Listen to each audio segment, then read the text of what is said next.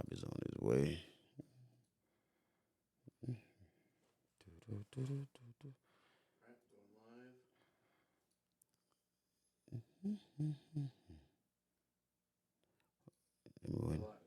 Okay. Good morning, guys. It's me, Jay.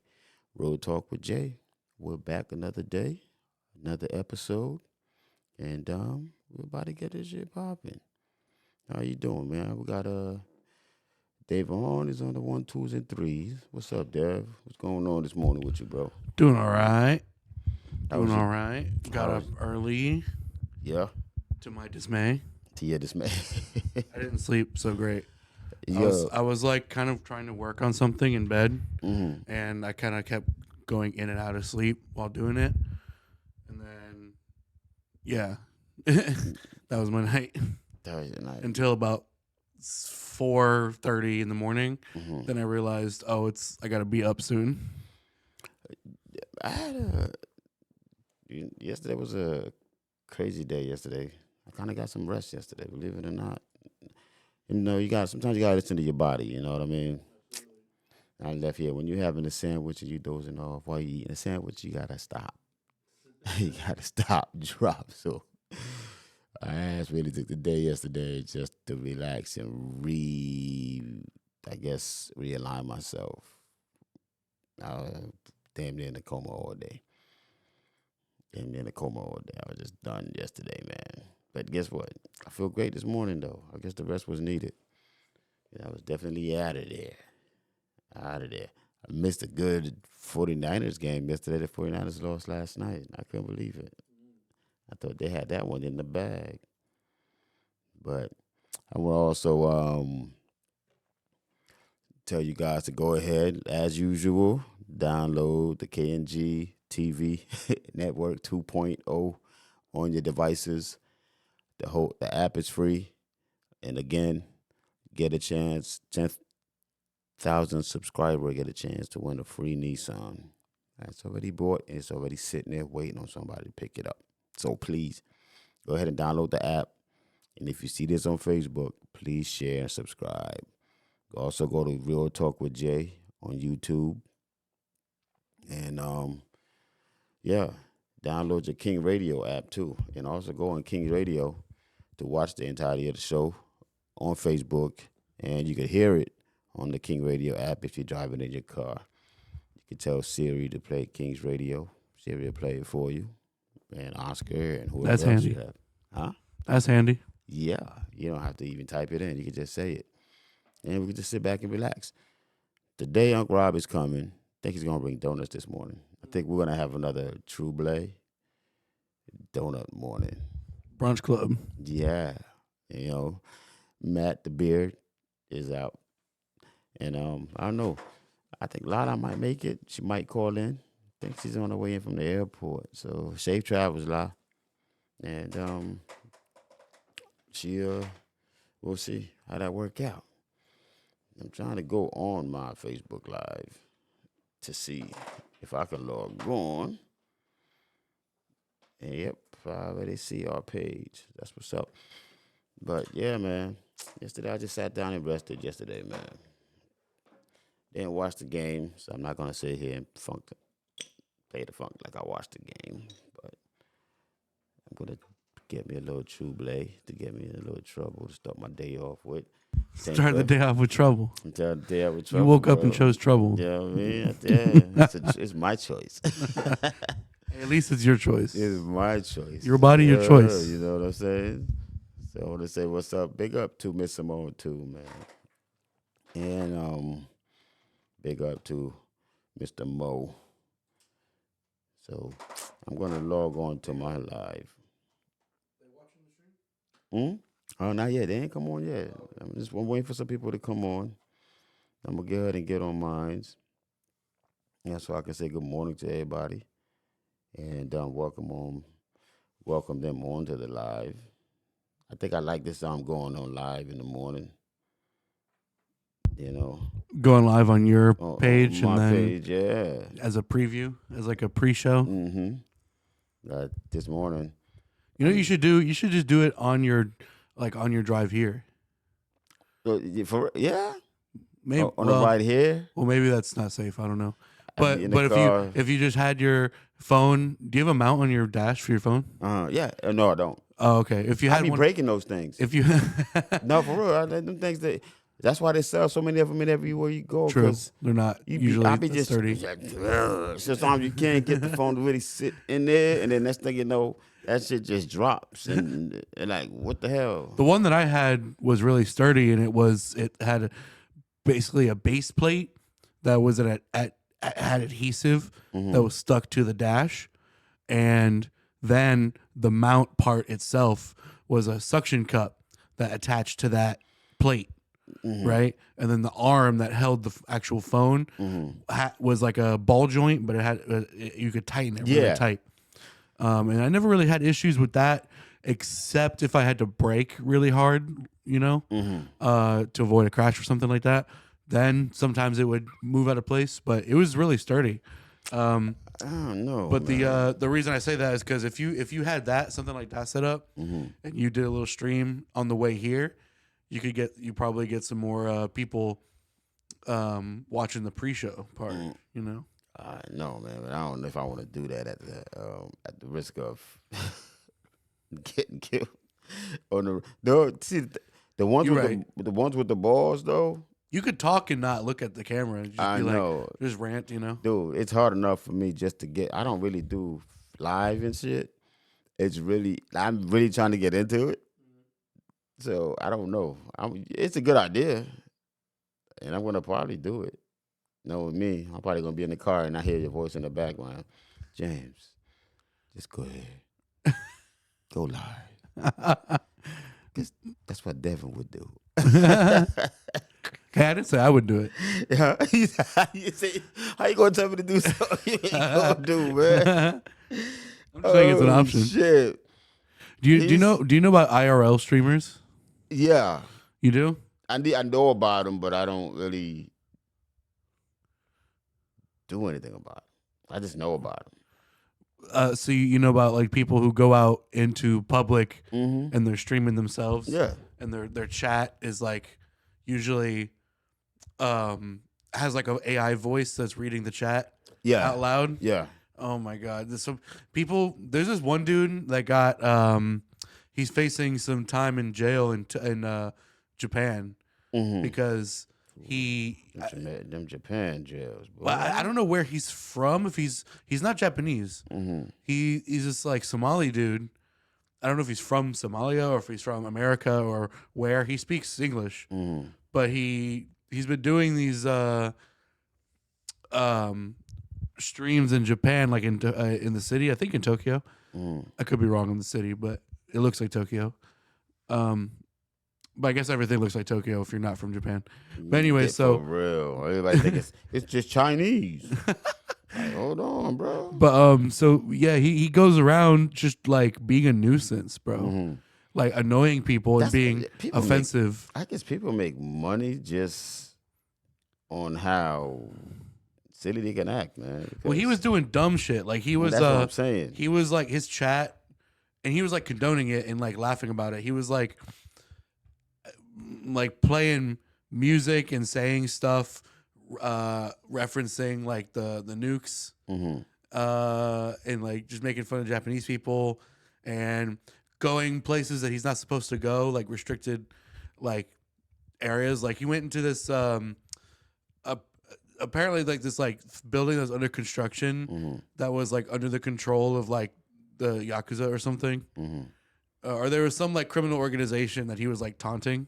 What? Oh no. Yeah, and you don't do that in Japan. No. Yes. And long story short, he's gotten into a few altercations on the street with people who he annoys them, and it looks like he finally got arrested and he's facing some time.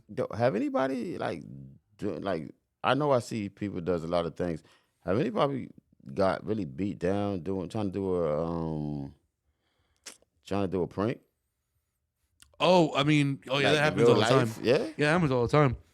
There's a lot of near misses, near cases that I see, but no, that happens all the time too.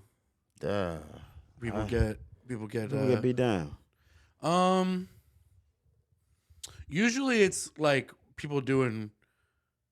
Usually it's the type of pranks where they come off really aggressive at 1st, and the prank itself is that they were like just messing with them, or they were gonna give them something, but they approached the situation mad aggressive, like as if like they're trying to fight or something, Yeah, because or they're just doing something in the personal space, you know. yeah, I got this one dude that goes up to people and say, "You gonna whoever's wearing like whatever kind of shoes they wearing, whoever's wearing white Nikes gonna get slapped." The guy's wearing white Nikes, and the guy's like, "You ain't slapping me. You ain't slapping me." And that's why I watch them things. I ain't gonna lie to you, though. I don't watch them to see. I just watch them to see if they get beat down for real. For real. There's one that I saw recently that this dude, it started out him being a nuisance, but then it turned into a little bit wholesome, which I don't really condone doing it this way because you probably will get beat down. But what happened was, like this fire hydrant was like busted and spewing water, and this dude, maybe he was homeless, maybe he was just poor, I don't know, was like scooping up water from it and drinking from it and washing his face and whatnot. And this other guy comes up. You hear me? Yeah, my audio sounded weird for a second. This other guy comes up and he's like, "Hey, yo, what are you doing?" He's like, "I'm just getting water." He's like, "No, what you doing on my block?" And he starts doing that type of act. Like, "What are you doing on these streets? What are you doing on this block? This is my corner." Like that type of shit. Yeah. And then dude's like, the dude, the prankster is much smaller in like size and stature than the dude that he's picking on. And so the dude starts off chill, but then he's like, "Yo, what are you talking about? Like, leave me alone. I'm getting water. This ain't your block." Like, right. You're in the wrong place, bro. Yeah, you in the wrong spot to be in the wrong time zone. Right. So he starts going to defend himself. I think he like takes his shirt off and shit. And the other dude, he's not being like physically aggressive, but he's definitely like taunting. Right. And he starts going. You know how people will be like, "You want some of this? You want some of this?" Yeah. But he says, "You want this? You want this?" But he's like doing that, like, when you're like kind of hopping in a circle, like you're trying to bounce and stay moving, like you're at a fight. Yeah. He's doing that, but he has like a wad of cash in his hand. He's like, "You want this? You want this?" Holding the money, and the dude's like, "Wait, what?" At first, he's like, "Wait, what?" And he's like, "No, I'm not trying to fight. You want this, actually?" And he's like, "Shit, yeah, I want that." Oh my god! And then it turns into dapping him up and giving him a hug. Hell yeah, you got a quart of cash. Yeah. I'll probably knock his ass out before you get there.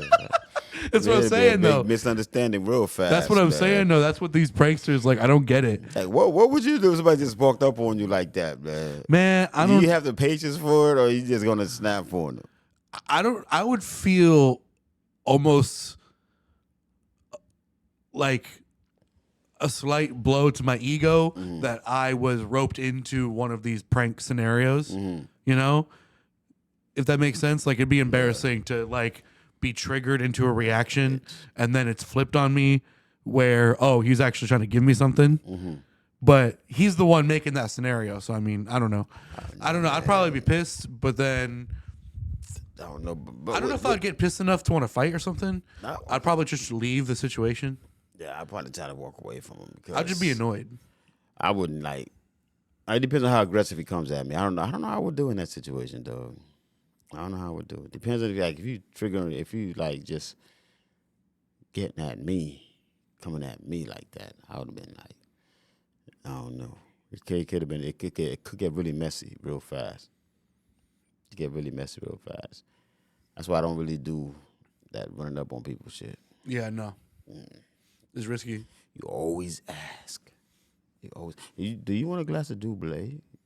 I got my my 300 milligram of caffeine monster over here. Oh shit! You on crack this morning? That was on crack. What's that? 300 milligrams. How do you deal with that? Carefully. Yeah, what does that do better than the Red Bull? Because I know you're a Red Bull head. What's the difference between the two of them? To be honest, I don't have a concrete answer for that because because I Devin like. don't have an answer, dog. Well, I don't have a concrete. I don't have like a scientific answer for you. I can tell you that Red Bull tends to, I feel like, work better than Monster, even though it technically has less caffeine in it. Okay. But it does have like B12 and like some other stuff in it that Monster doesn't have. Okay. And I wonder if that's why it feels like it does more. But it also could just be placebo. I don't really know. I don't actually know. So Red Bull is actually healthier than a Monster. I think so. Oh shit. But it depends on which ones you get because they also have those zero sugar monsters too Yeah. that are pretty good. So for me, it depends on the mood I'm in, really. How do you get a Monster with zero sugar? They have a bunch. You know those like colorful cans, all those different colored ones. Besides the main black one. But it doesn't have sugar. How does it help you? Oh, because caffeine still. Still has caffeine and stuff in it. Taurine. Just not sugar. I don't know what it's sweetened with. It's some artificial shit. Yeah, my baby sister's on. Good morning, sis. Good morning. Daniel Frederick, baby D. My some of my favorites. So when I like actually want energy, I go for Red Bull. When I want a little bit of energy and I just want a nice flavor that I like, Right. I go for Monster. See, I tried the Monster. It's the flavors for me. Yeah. Yeah. Because honestly, Monster, I drink it like it's a soda or a drink because I like the flavor, Right. not really because it's an energy drink. Yeah. I don't know. Whereas Red Bull, I drink it for both. Red Bull. I'll take a shot of that Yeah. anytime. And Red Bull is great with vodka too. I like Red Bull vodka. Good morning, Angie Francis. Thanks for joining the live. Everybody got any? How was your days yesterday? Please chime in and let me know what's going on. Also, I got addicted to Red Bull, yo. Seriously. I Really? went to detox. Hell yeah. I didn't know that shit can get addictive, man. I was working the Well- I think 1 week I was working the case. I was just throwing them back. I bet you it's because the caffeine for the same reason people get addicted to coffee. Yeah, man. I've never been a big coffee person. I mean, recently since we started the show, I would drink coffee more often We got the Vega Tribe watching. Good because it's morning. cheaper. Good morning, Apollo. But generally, I was never that much into coffee. I always liked energy tea. I like drinks. the coffee. But the Red Bull got me, man. Yeah. 4 days straight of just throwing them back. Shoot, bro, I have it probably one a day at a minimum. Shit, man. Then I try not to have more than one per day, but sometimes I'll be slipping. yeah, because I didn't know how it fucked me up. It's when I got home and I'm like, okay, Feel the crash. I'm not just a crash, yo. Because when you get home, I stopped drinking it because I'm not working no more. Yeah. Then when I stopped drinking it, I just laid there. After the first day, it was okay. Then the second day, it was like, okay. Yeah, she said Red Bull is awful. I know. I learned that lesson, Angie. I woke up. It was like I was going through detox, man. Yeah. I called the doc. I was like, hey, man, I'm not feeling too well. She was like, have you been taking anything? What you been doing? I was like, I've been drinking Red Bull. She was like, yeah, all that caffeine you inserted into your body. How much would you have? Bro, I was drinking, like, seriously, because we was out running, like, maybe 3 or 4 days in a row. I was drinking at least 2 or 3 of them a day. And that's a problem. Yeah. Dude, not eating solid foods. I was just That's eating even worse. fruits. Yeah, I was just doing fruits. Oh, and the acidity, I imagine. yeah, that's stacking what up. got me, dude. Ooh. Oh man, that shit tore me up, man. That shit tore me up. And I The was worst like, thing damn. one of the worst feelings to me is acid reflux, which I don't get that often, but certain things will trigger it. But that's one of the worst feelings to me ever. God, that shit right there. And I was like, God damn. I stopped drinking it for a little bit. Now I just know. Doctor was like, it's not bad to drink it. If you drink it, drink one maybe, and then just consume a lot of water. And were you having which sized ones? The small small, ones? man. I'm not. Nah, One of my producer friends, for real, Angie. Yeah, I was going through it. one of my producer friends, shout out, Left is Not Right. Yeah. What was his name? Left is not right. Left is Not Right. Goes by Left. He just lives on fucking Red Bull and cigarettes. Oh my god, bro! I would not recommend that, guys.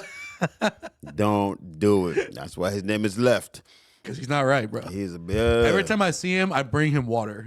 Pretty no, much. for real. I literally, like, when we hang out and have studio sessions or whatever, and I like someone has to make a store run, Right. I'm always getting him water. I'm like, bro, drink some water, please. For real, man. Because she's that's what she said. She was like, just drink a lot of water. If you drink one of them, at least about maybe 2 bottles of water behind that, that'll keep you level. But don't go and especially the big can. When I see that motherfucker, yo, I get scared as shit. I was like, oh, big boy, nah, we ain't doing That's when it's shit. business. That's when I know it's business time. You know what I'm saying? Yeah.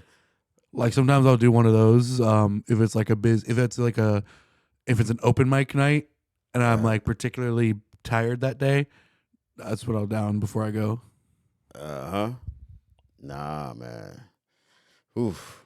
I'm still getting the shakes from that shit, man. you get the shakes for PTSD it? for real. PTSD is killing me right now. Post-traumatic Red Bull syndrome. Mm-hmm. PTRBD. PTR. No, PTRB S. Angie said it's sad. You got to bring a grown man water. You can bring me anything, man. Just please bring some water. Oh, shit, man. Mr. Left, though. How old is Lefty? It's 40 something. Oh, shit. He's still alive? Yeah. He's a tiny, skinny little dude. See, those are the ones, man. Them little dudes that be absorbing all that shit, man. He's a sound guy, man. These sound guys, front of house sound guys, well, I don't want to diminish his skill level. He's also a skilled producer too. Oh, yeah. But those type of people, bro, they said, damn. He live off spite. You know, they live off of anger and just shit. They just do shit just because they're not happy. It's just like fuck that. Literally, they get mad and they're just like, all right, I want to do this because I'm mad. Oh my god. Anger fuels them. I swear. Shit. You should see him when he's doing like the sound check. So he'll do front of house sound at a Propaganda in Lake Worth. Yeah. It's a bar and music venue, and I've joined him in the sound booth a couple times. And when he's like running around doing sound check, bro, he definitely gets in a mood with the different bands that are making all kinds of crazy requests and stuff. And then there's like feedback coming from one speaker, and you can't figure out what frequency is causing it, and he's running around trying to figure it out. That's crazy. He's just all hyped up on that bull. Yeah. Shit, man. Yo, I was thinking yesterday, right? You got a lot of friends. Me? Yeah. Yeah. Yeah, I know a lot of people. And anybody that's on can chime in too. Where do you set your boundaries with your friends? In like what? Not relationships. I am not, because we done killed relationships down. How about just regular friendships? Like boundaries as far as what exactly? How far you go for your friends? It depends on how much I trust them, and how much. I don't want to make it sound transactional because it's not. What can you do for me? But it's a little bit of that. It's a little bit of like, do I know this person's got my back too? You know, if I know that they would do the same for me, then I'll go this far to do this thing. If that makes sense. So it's one of those. I don't know. It sounds like what you do for me, I do for you. I mean, not entirely, because like there's friends that I've helped out and I do stuff for that I care about them, that I don't expect anything in return, and they haven't done anything for me. I could tell you off air what I mean. I don't want to say it on air. Okay. But there's definitely been that too. There's people I've tried to look out and help out because I feel like it's for their own good. Brian When Williams, good morning. when I Thanks for felt joining. when I felt like they didn't really deserve my help, but I did it anyway because I felt like they could use it. All right. But there's a certain point where you're wasting your time. You know what I'm saying? Like if they're not taking the hand that you're feeding them with, like if you're, or how do I put it? Like you could do so much for somebody to help them with something, and they're not taking the gifts you're giving them. Okay. And using it to better themselves. Okay. Or the opportunity you're giving them or advice you're giving them, whatever it is that they need. Sometimes they just need to learn that on their own because they're not going to listen or not going to do. You know what I mean? Okay. Well, yo, that just joined. I just asked him how far would he go or set boundaries for a friend. Angie said she'll do anything for a friend because she's right though. She's like, she's like, I'll do anything for you. If I label you my friend, I guess it's a special label. That means you something special. That's kind of what I was about to say is I have like different levels of friends. Right. There's friends that I work with on a regular basis. Okay. That I know I could trust at a higher level than other people. But then there's other friends that we're tight, we're cool, we have similar interests. I see them on a regular basis at the places I go. Yeah. But we're not as close. Because we don't have necessarily. So would you label those as associates? I don't know. I would still or call is it them, a little closer, you know? Or I would still call them distant friends. Friends. Yeah, I mean, I would still call. I would call someone an associate if I don't like them that much. Yeah, see, and that's what I was about to ask you too, because a lot of people, they'll like you friends to their faces, but when you're not around, it's you're an associate. So let me clarify because Nick Myers, good morning, Nick, man. When I I gotta say say what's up to Nick, man. I haven't seen him in a minute. Damn. When I say someone's an associate because I don't like them, it's not that I dislike them. It's that I don't. It's not a negative or positive. It's like a neutral. Right. You know what I mean? Yeah. It's not that I dislike them. It's just that they're not within my close circle. Okay. Does that make sense? Yeah, I see what you're saying. So there's people that I like that I have no problems with whatsoever that are associates because they're within my circles with people that I hang out with, but they're not somebody I would go with like personal stuff. Okay. So you got boundaries. Friends say that's why I don't have any friends. Damn, you ain't nobody graduated to your friendship circle, Angie. No, but I do have certain boundaries because like there are certain people that I just don't. I respect them and I like them, but I don't necessarily trust them with all of my personal information. Yeah. Personal goings on. So how do you know when they because friendships got different levels. Like for me it does, yeah. What do they have to do in your tiers? What are your friendship tiers? What's the qualifications to be Devin's friend? I never really thought about it that deep. You're making me actually think about it. I've never really thought about it this much.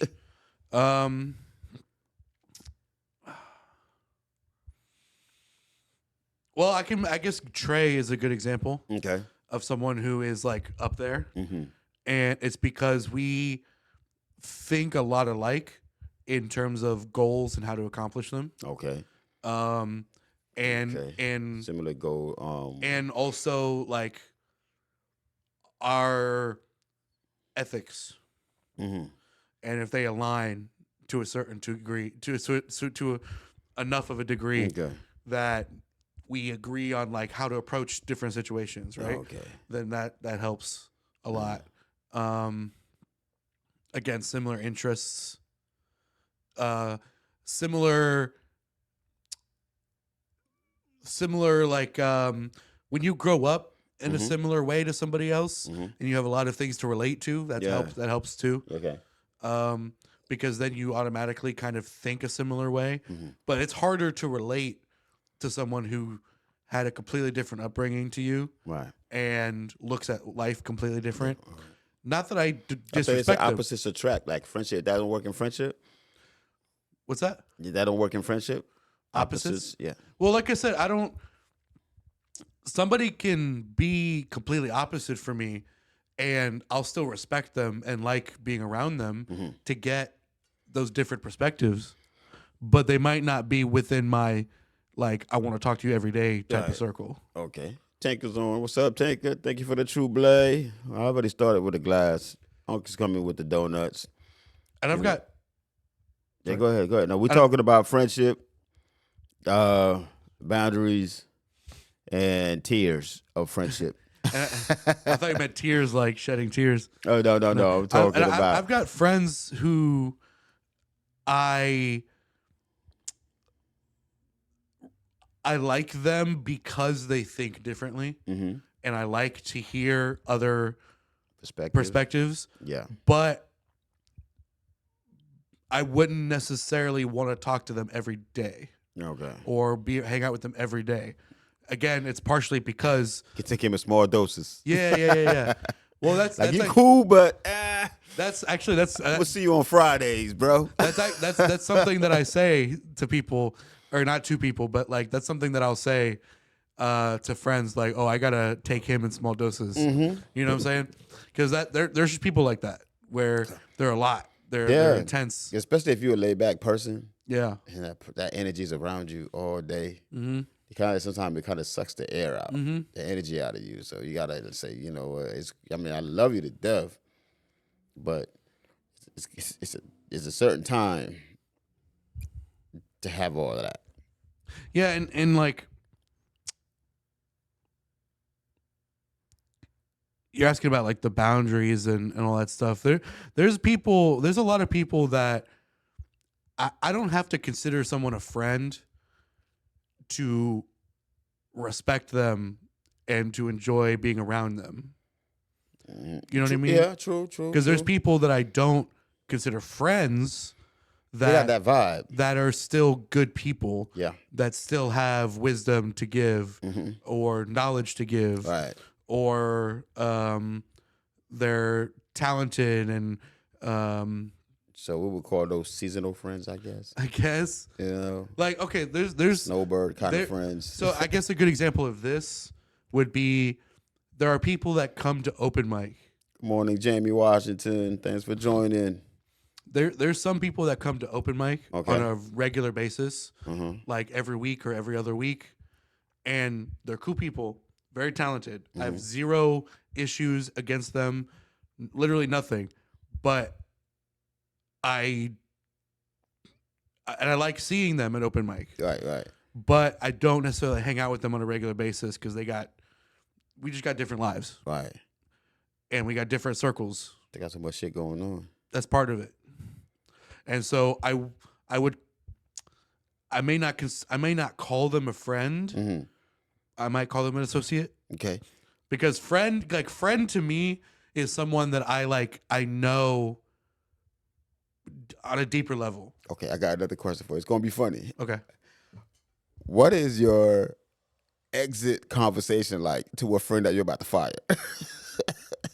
Someone gonna fire? Like to a friend that you're about to just cut off. What does that exit conversation look like? Oh man. Hey man, it's not you, it's just me. I've had that with one. I've only experienced that once actually. Because it was somebody who I made friends with. I'll explain the scenario because Okay. it was kind of a crazy. Because I've never really had to do that except for one time. Yeah. This dude, and I don't want to name names or give too much detail because I don't want to like put the guy on blast. Oh man, we can't beef this morning. I don't want to beef that hard, not with this guy. Just because like I respect him. Uh-huh. Again, like it's kind of one of those scenarios. I respect him Right. enough to not put him on blast, Mm-hmm.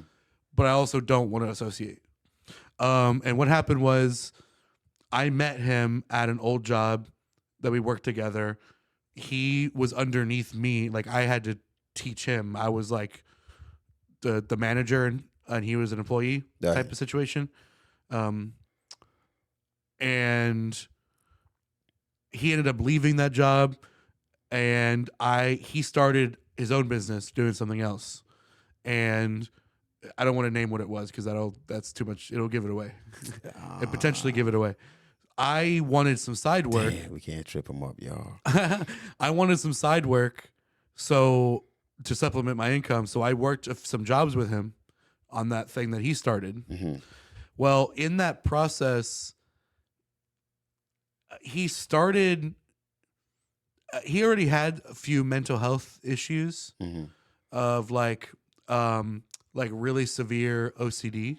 Mm-hmm. But when we were on those jobs, he became extremely like paranoid about like other people either like stealing equipment or pulling up on us for one reason or another. Right. And I'm like, yo, why are you so Unc is worried? in, and Unc got the down. Hey. Come on, Unc. Get out of here. Shit. Okay, so what's going on? We got True Blade and the donuts are here, y'all. We got donuts here. Yeah. So just to wrap up, basically, No, we're gonna get Unc in on a conversation too. I think that'll be his input will work. basically he was extremely paranoid, and he wouldn't explain to me why he was so paranoid, and that made me worried. Because if he's paranoid about somebody pulling up on us, and I'm associated with him, I don't want to get caught up. I don't want to get caught up in whatever BS. You don't want to catch that stray bullet. Right. So I told him like, hey, I fuck with you. I thank you for the work that you gave me, for the extra money and whatever.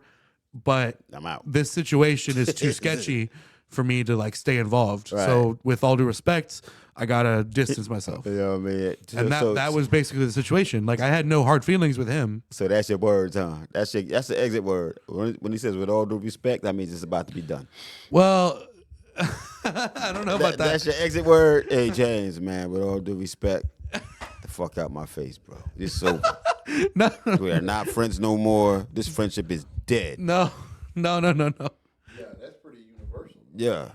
That's like saying, what's the one that says? I don't know if I actually said that to him. I said that in my recital of The it. recital. Yeah, but I'm saying that's like a I'm about to stop. That's fucking with you. Even when you say no disrespect, but whatever comes next is gonna be disrespectful. That's a guarantee.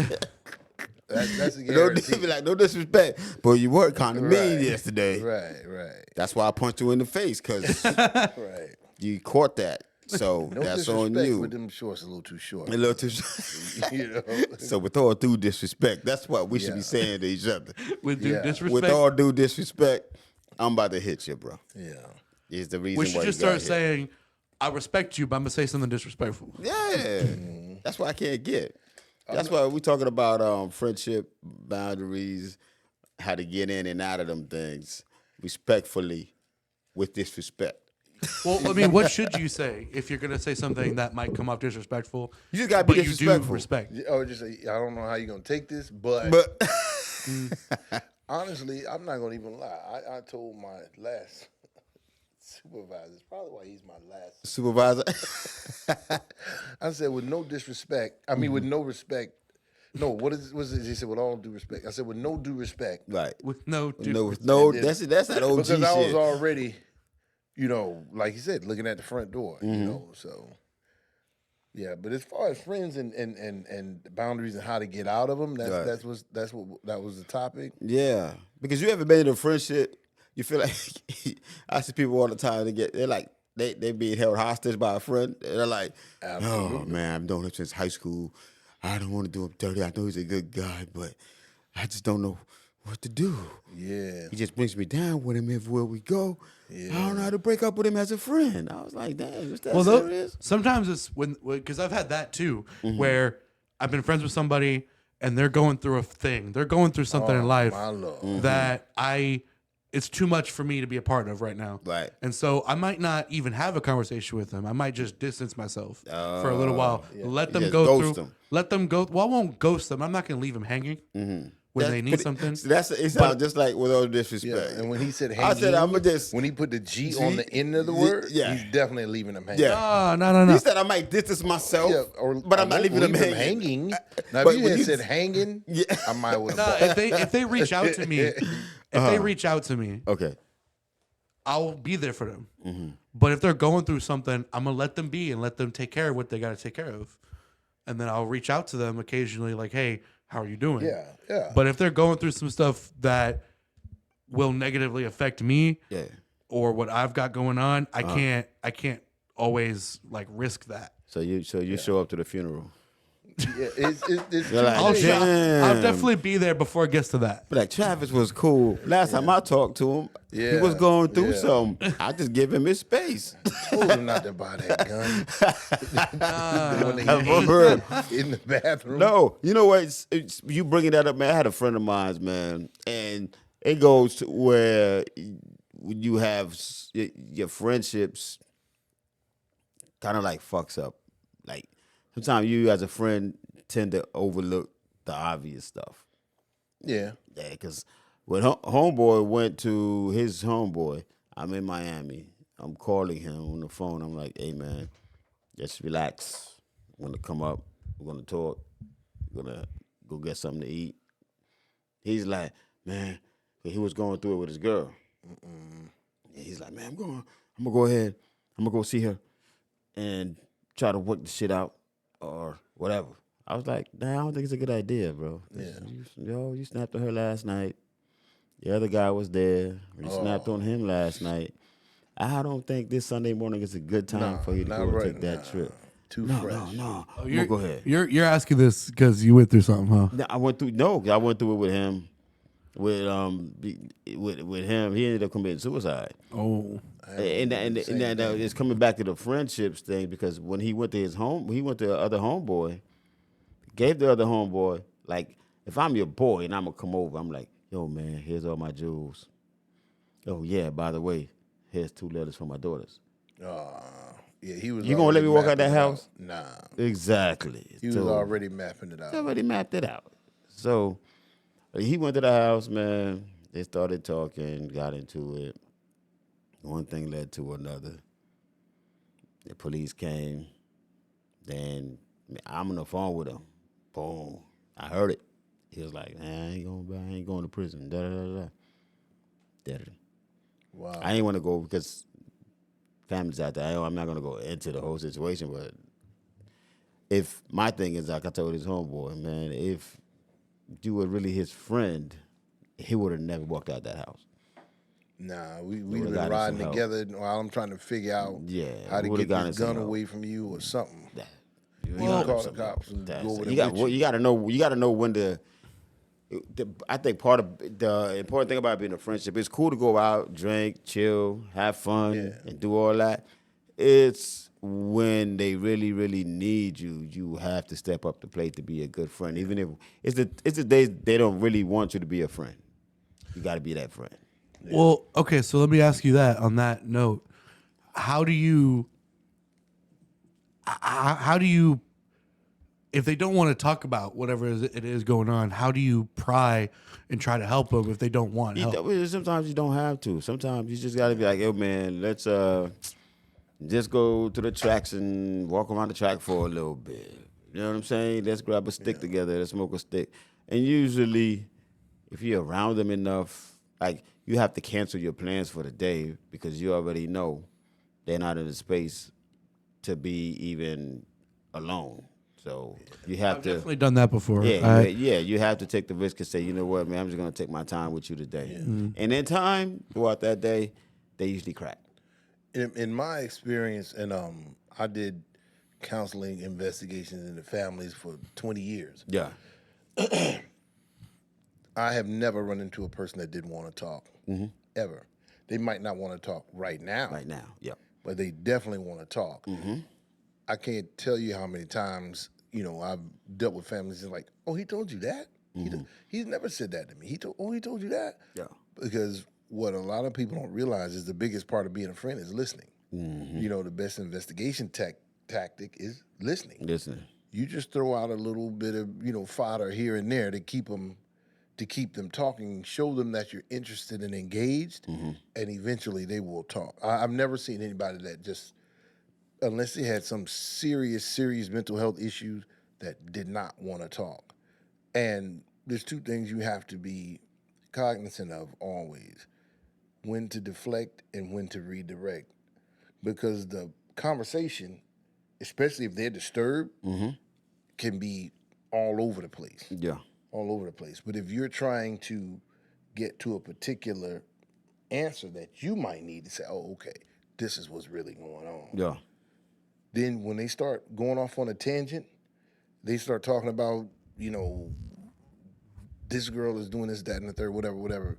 You said, man, I painted that door white. That door, it's just not, the paint is not holding up or whatever. And redirect them for a second. And then you control the conversation by, you let them feel like they're controlling it, but you're really controlling it with your questions. You don't, with your responses, not necessarily questions. Right. And you guide you hold it, as they say in the hood, I'm just holding it in the road. You know That's what I mean? it. And when they start to veer, you just bring them back a little bit. You let them go. You let them get a little bit, out of the lines, and then you say something to kind of just bring them back slightly. Because if it's too severe, they'll shut down because they've now realized, oh, he's just trying to get information out of me. I had a homeboy, the same thing. Guy I grew up with. From day one, we were so tight. His dog used to wait for him at my house after school. Oh, damn. That's just how tight we were. Dog named Meatball. His dog used to wait for him at ours because he knew. I'm going to Unc's house and wait for my owner. Right, because he knew when we got off the bus, his name was Nat, God rest his soul, was coming to my house first. Wow. So the dog literally would wait at my steps and then walk home with him. Damn. And you gotta love dogs, man. Yeah, and he had kind of gone off track. The family has a history of mental health, but not to that degree. And he was dealing with this girl, dealing with just life in general. And he and I had we'd kind of grown apart prior, some years before this. And I would see him every blue moon, like I would see his mom. She's like, I'm a son to her, Yeah. So what causes that little separation, though? Well, our lives started taking different turns. He started doing stuff that I was trying to get away from. Okay. And I was like, he was good at that time. And honestly, being suicidal had never crossed my mind. Now, he was violent towards women. He was abusive towards women. Yeah. But he watched his parents fight, every 3 days a week. But back in the days, people would fight and be friends kissing tomorrow and hugging later on. Day. You know what I'm saying? Yeah. So he never saw it to get to that point, but he had gotten to such a dark place in his life that he basically told this girl, he went up to this girl he had a child with, to her house and said, if you break up with me now, I'm gonna go sit in the car and blow my brains out. So, and I don't even know her that well, but she contacted me, but I'm down here by now. Yeah. I'm 2 hours away. And she was like, well, Nat saying this, that, and the third. And I'm like, call the police, call the police. Because he wasn't going to listen to a family member. I'm just trying to get somebody that might be able to strong arm the gun away from him. By the time she walked to the door, she got in the car trying to calm him down. And then she was, getting back out. Pow. Wow. So she got in the car, talked to him. Yeah. Got out the car. Right. She was getting ready to get out. And pow. Damn. Yeah. I knew a guy. So I was younger, and it was a friend of my. It was a family friend. I'm about to give me some napkins. Hold on. And he I left the napkins in the car. My bad. He got into an argument, a fight with his girl, and he went to do the same thing, but he pulled the trigger, and he actually lived from it. Did the gun went off? Yeah. Oh wow! And he hit the target. He did one of these, type of things where he was putting the gun, like pressing it to his head, like what they think happened was he wasn't intending to really do it, but he was like in a pissed off, sad state and like hitting his head with the gun. With the finger on the trigger. Yeah. And, or it slipped or whatever with it on the trigger, or it slipped onto it, whatever. Yeah. But it went off at such an angle where it did damage, but it didn't kill him. Hit anything vital. Didn't take him out. Well, it hit some vital stuff because he didn't take him. He didn't take him out. Yeah. He ended up being just basically for a number of years, basically just bedridden. Like he couldn't move. He's paralyzed. Basically had no functions other than moving his eyes around. Wow. I don't know. This is a number of years ago, so I don't know to what degree he's recovered now. But because I'm talking like 10 plus years ago. But the last time I saw him, he was in a bed. Well, you know what? That's God showing him there's something worse than death. Oh, that's a good observation. That's what he's showing him. You thought it was bad. I'm going to show you bad because you're taking away the most precious gift that I ever gave to you. That's right. You're taking my control. You're taking my power away. You telling me that I don't know what I'm doing? I'm going to show you what I'm doing. And I'm a living example of that. That morning I skipped church to go fishing. Go fishing, yep. Oh, you're gonna skip? Oh, okay. You know better. You're gonna switch the routine up a little bit on me, huh? You Last minute. know better.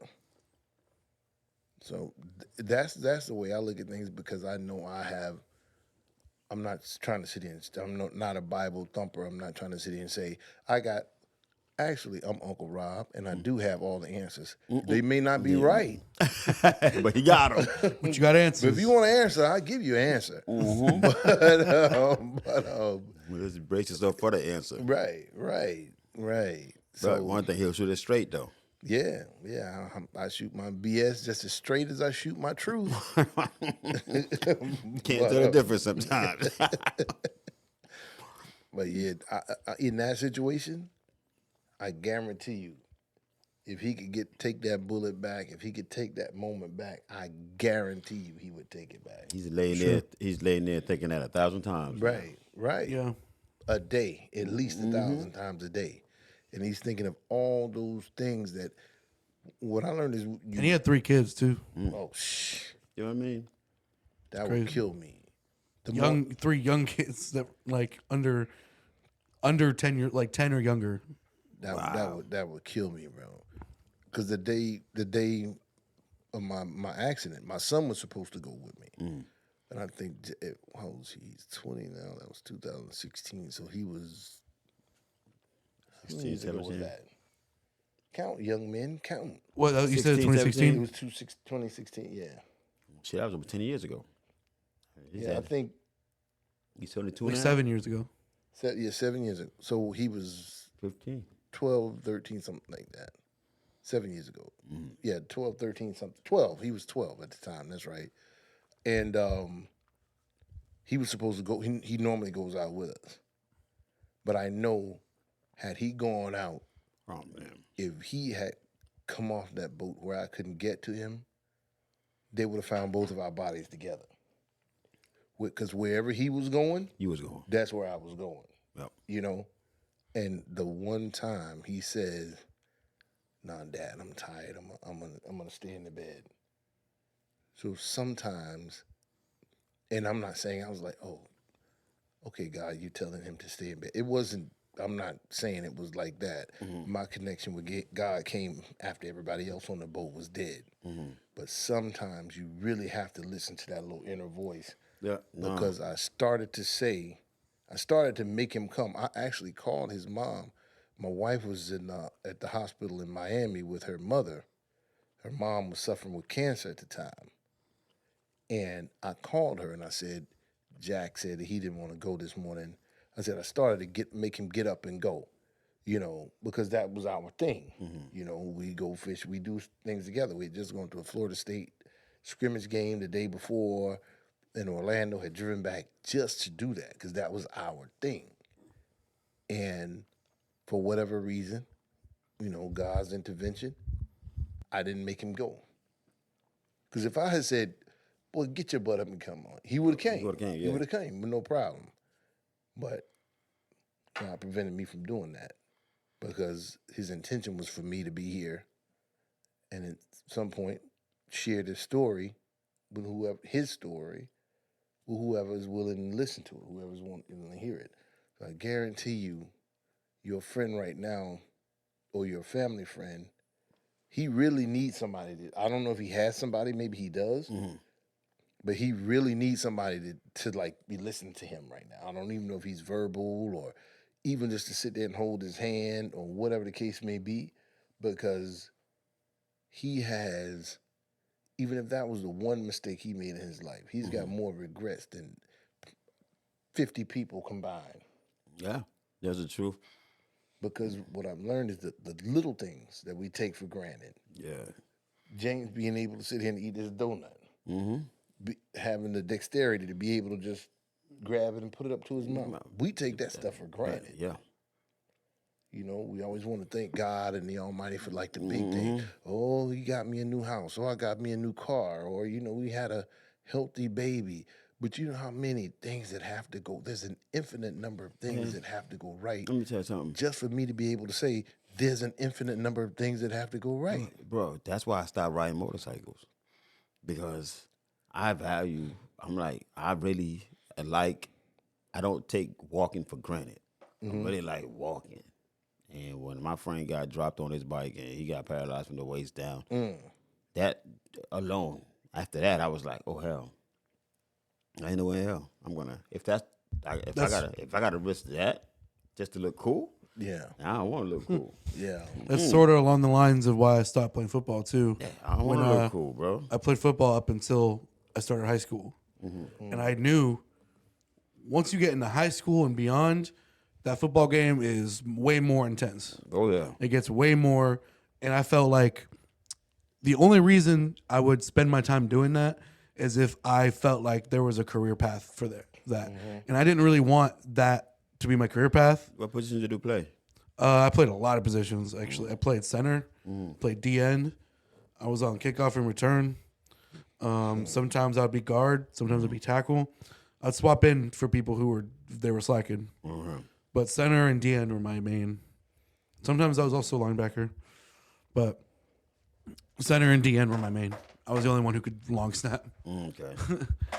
That sounds about like me. I played both ways, all game, every game. Yeah. But I stopped because of I valued my brain too much because I was hard about it. Like I would play hard. So I just knew going further I was at serious risk of like brain damage if I really continued to play. You know, I know it doesn't happen to every single player. I know it's not like that, but I felt like in my case, high percentage case. So I wanted to preserve my brain function and emotional state, emotional balance. Not only that, bro, my neck is jacked up right now from high school football. They got 3 ruptured discs in my neck. Well, the 2 in my lower back from the accident, but I can't lean my head. My head won't go straight back right now. If I lean my head back, it always goes to the right. And I try to force it over, and it won't go. But I don't know.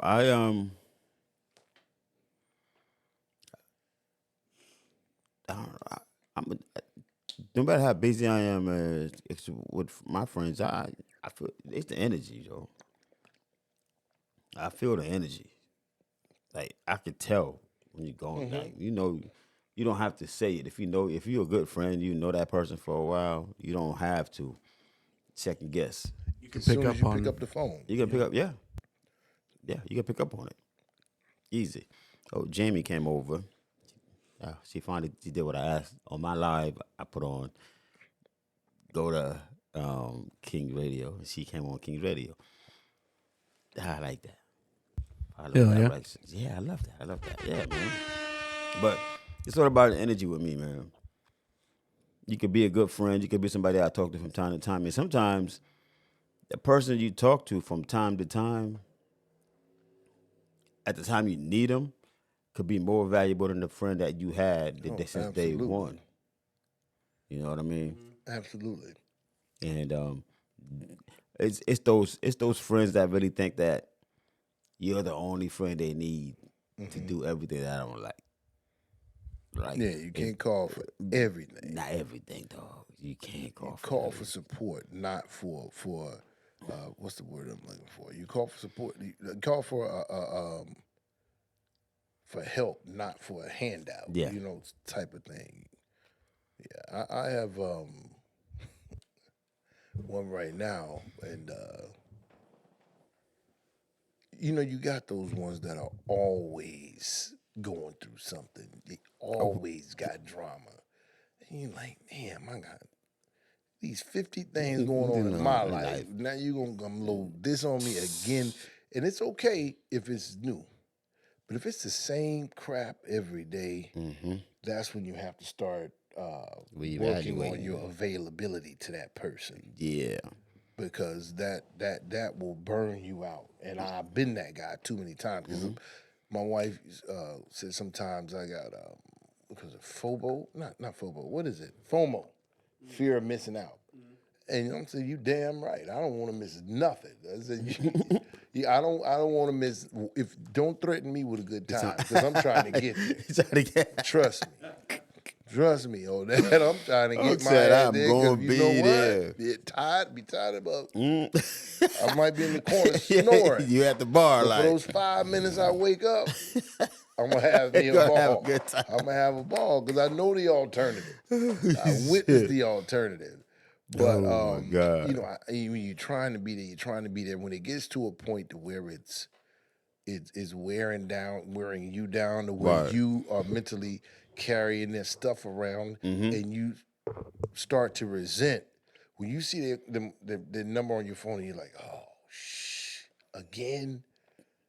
I just talked to this person. It ain't. Hi, how you doing? Yeah. Oh, hey, let me Rob. And then boom, they right into it. Know how you doing. Know you okay, you good. What you up to. None of that. They jump right into that stuff. That's when people are starting to use you. And that's when you have to practice your own discernment and be like, you know what? I'm going to have to push back from this person. Yeah.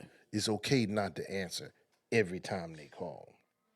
It's okay not to have a solution to every problem.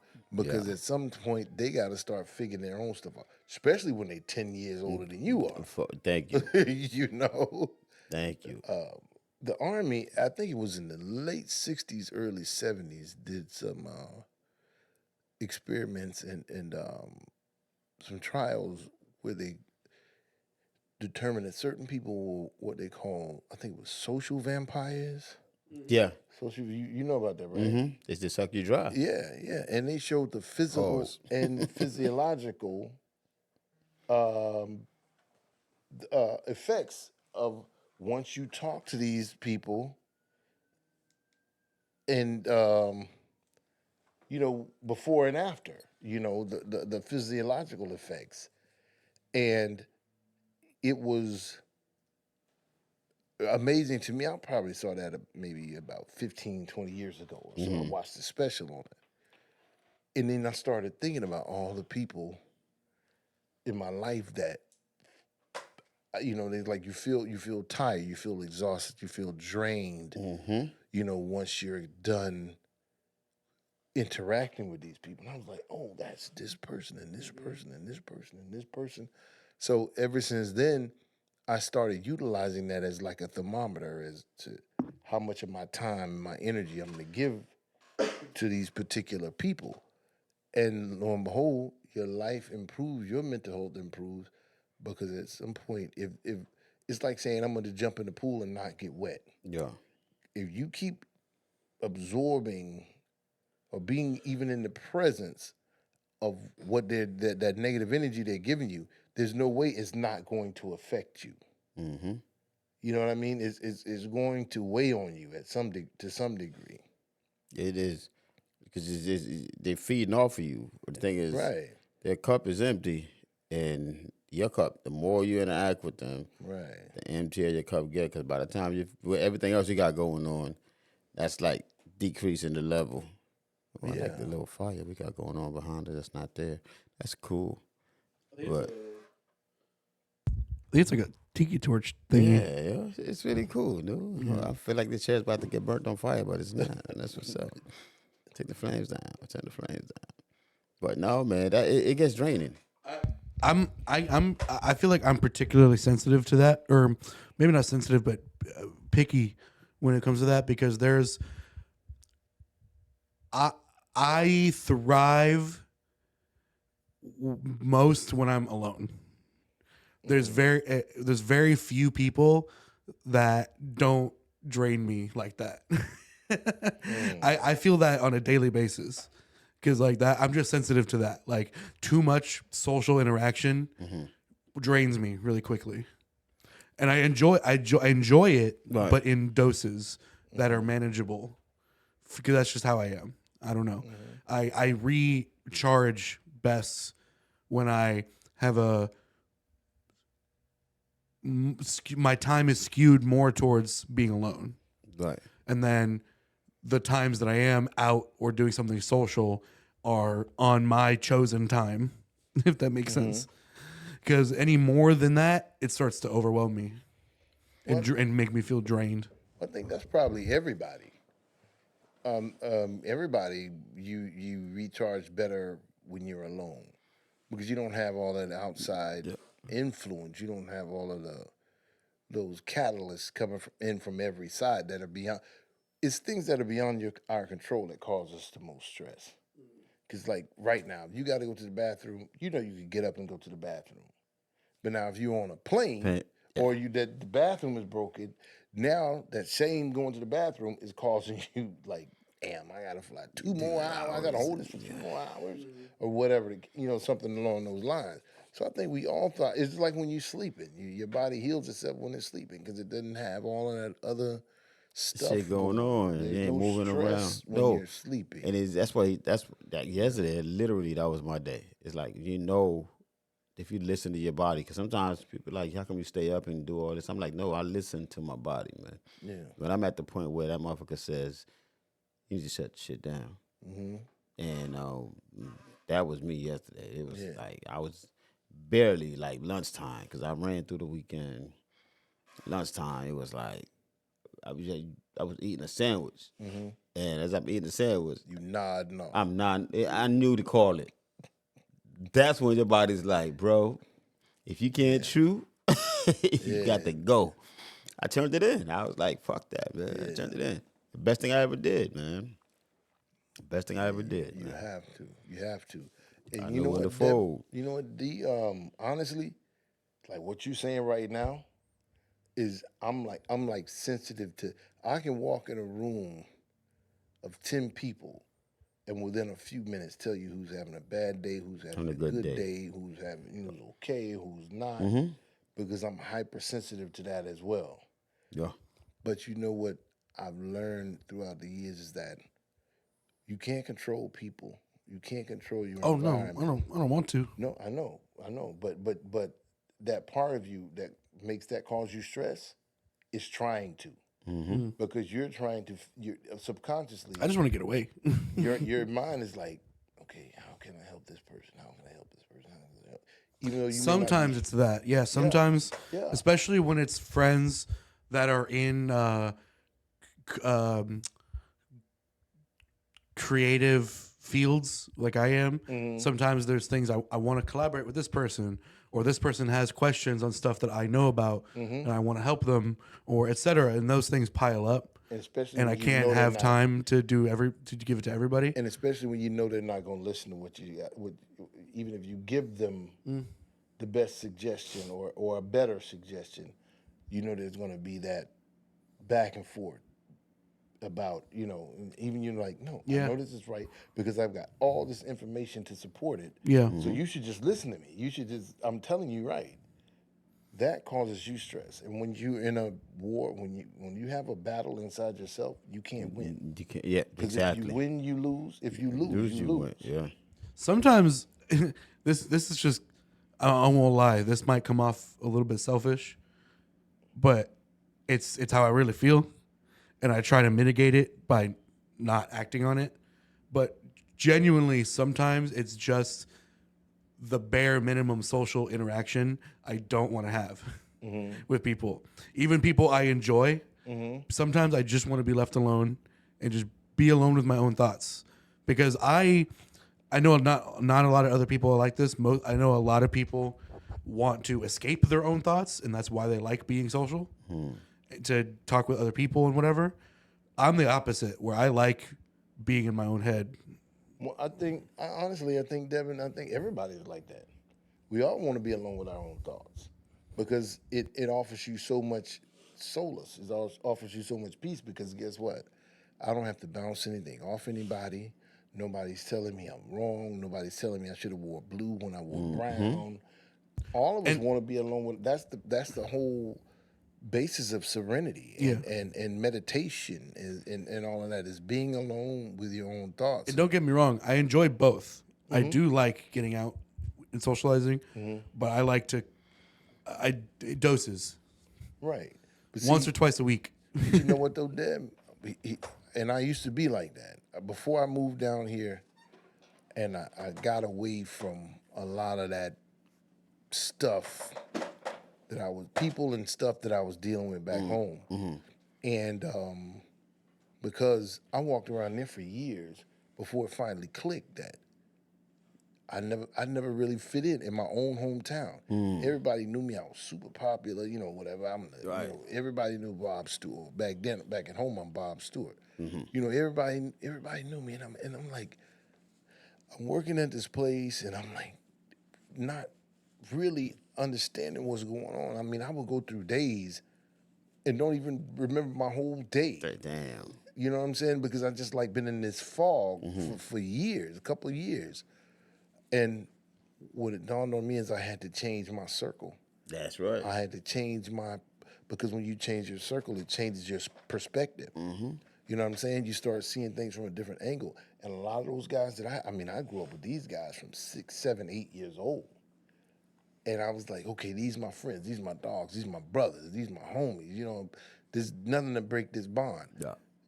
And what I had to come to grips with is nothing to break that bond, but I got to put some distance between us because I've outgrown those people. If you want to save the friendship, sometimes distance is the best savior. You gotta change. Sometimes you gotta change your circle, and move.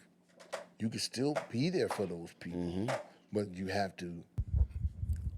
First of all, Devin, stratosphere. Right? Devin is number one because if Devin is no good, you're no good to nobody else. That's right. And what I've learned also is that God doesn't give us gifts for us.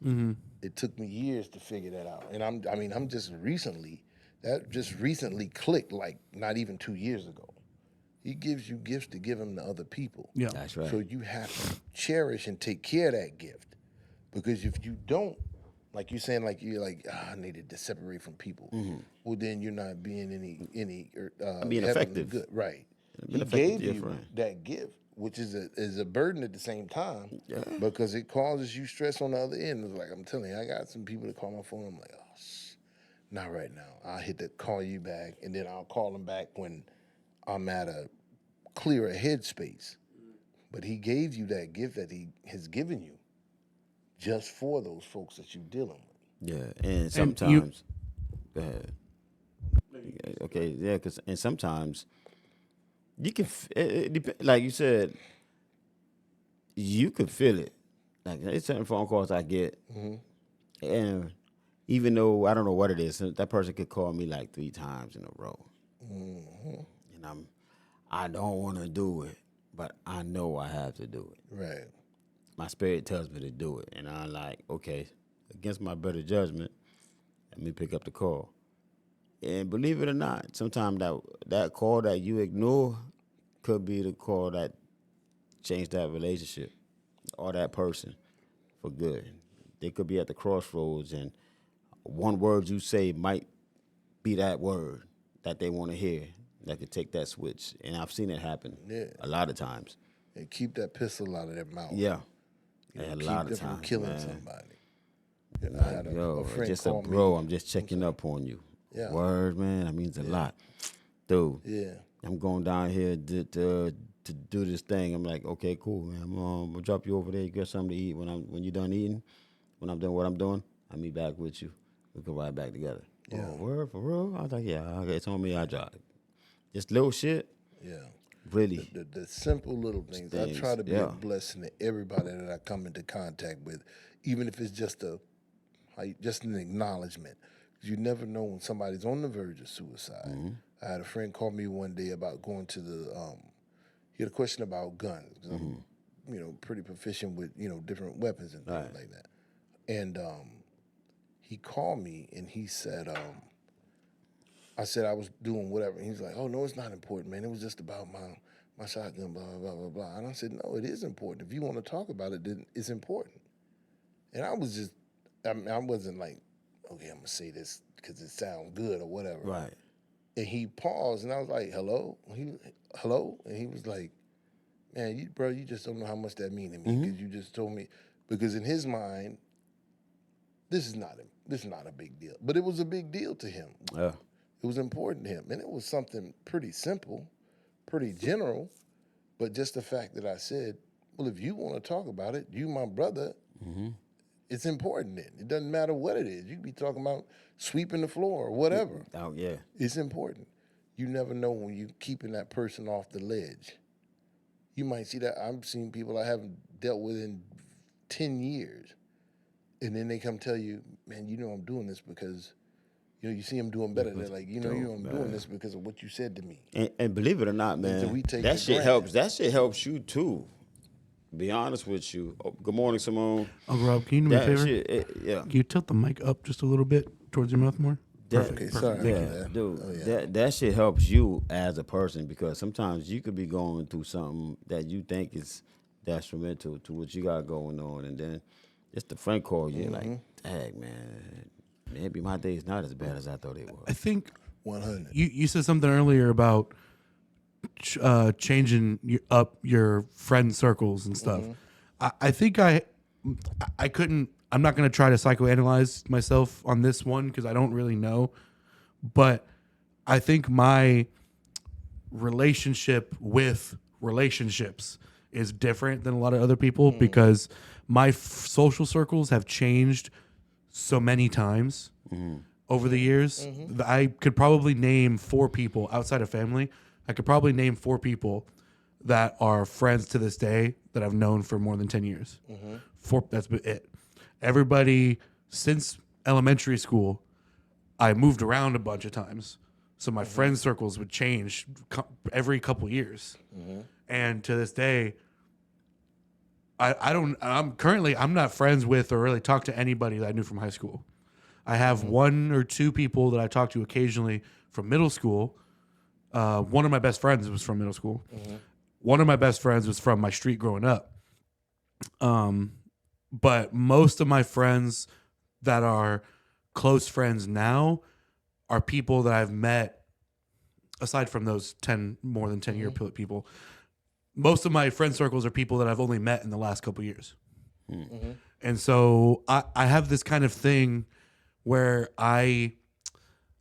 unless they're really special to me, which takes a lot to become that person, but unless they're really special to me, I have an easy time letting people go, generally speaking. What I was talking about when I said change your circle, it's not necessarily the people, more so the type of people. Yeah. Okay. Because my friend circle, I've got, I can probably name, and I know my situation. I'm sorry, go ahead. Well, I can comment on that too. My social groups have always been very varied because I've never been all throughout when I was a little kid, then when I was in elementary, middle, high school, I was always that kid that could hang out with any group. Like any of the cliques in high school, the jocks, the nerds, the theater kids, the whatever, like all the different groups. I was somebody who could like float and hang out with anybody. So I was able to kind of wander. Yeah. So I never got locked in to one particular type of person or anything like that because I can kind of just talk to anybody. I don't really care who you are. As long as we can come and have a respectful conversation, I'll talk to anybody. Yeah, well, I mean, that's the same thing with me. My wife always calls me a social butterfly. Shame to see me out and about. A lot of places I go, they're like, "Oh, here comes the mayor." But seriously, because it takes me 10 minutes to sit down because I'm speaking to everybody when I come and he in. does it smooth as hell. You know, that's how I. That's Bro, how. he be floating smooth as shit. Sometimes that's how I feel at open mic too, because when we first get there and at the end when we're breaking down equipment, it's like people always want to come up and talk to us about stuff, and I'm like, I kind of, on one hand, I appreciate that people want to come talk to us, but a part of me is just like, bro, let me wrap these cables so I can get out of here. Yeah, and that's always going to be in the back of your mind. That's always going to be in the back of your mind because at the crux of everything, you're Devin, you know. But what you're saying about the people changing and being able to, trust me, I'm the king of that. Let me tell you something, man. One thing, it's times where at the lounge where we could be there all day. I could just be coming in from work. We'd be ready to shut down. Like, it always happens. It's like 10 minutes. We're like, yo, in 10 minutes, we shutting it down. Somebody Leaving. walk in. Somebody just walks in. And one night, this one dude just walked in. And I could just tell his energy was just off. He's like, man, you got a stick? Yeah, we sat down. He's like, I was like, I'm about to close, and we never, if people are there, we just, look, man, when y'all ready to go, we don't ever rush nobody out. Because one thing about our spot is we look at our clientele, we look at the persons that comes in. We're here for the people. So if you're having a great time in the back, I'm not the one to go back there and be like, hey, man, you got to get the hell up out of here. Yeah, yo, I'm about to shut the front door or whatever. You guys hang out. We just be chilling. Sometimes, most of the time, we playing dominoes anyway. Like, you go ahead and there's someone you guys ready to go. You're not going to close? I said, no, we don't kick people out. Right. We don't kick people out. We respect your time. We appreciate your business. So, that one particular night, I was tired as shit, man. Dude walked in. It was 1:30. It was me and Rock over there. And we ended up sitting there at 5 in the morning. Probably one of the best conversations I've had in a long time. Complete stranger. He was a friend of my homeboy because my homeboy was like, yo, my man's coming through. I was like, man, we're about to close, right? He was like, yeah, but he on his way. I was like, all right, cool. So when he showed up, just started talking. And the shit that he was going through, we fucking had a nice session together. Even a prayer session. We did everything was just so fucking amazing that night.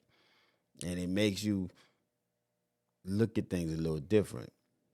Like, yeah, your time is cool, but what's your time? It's like your money. What's your money if you're not doing it for the community?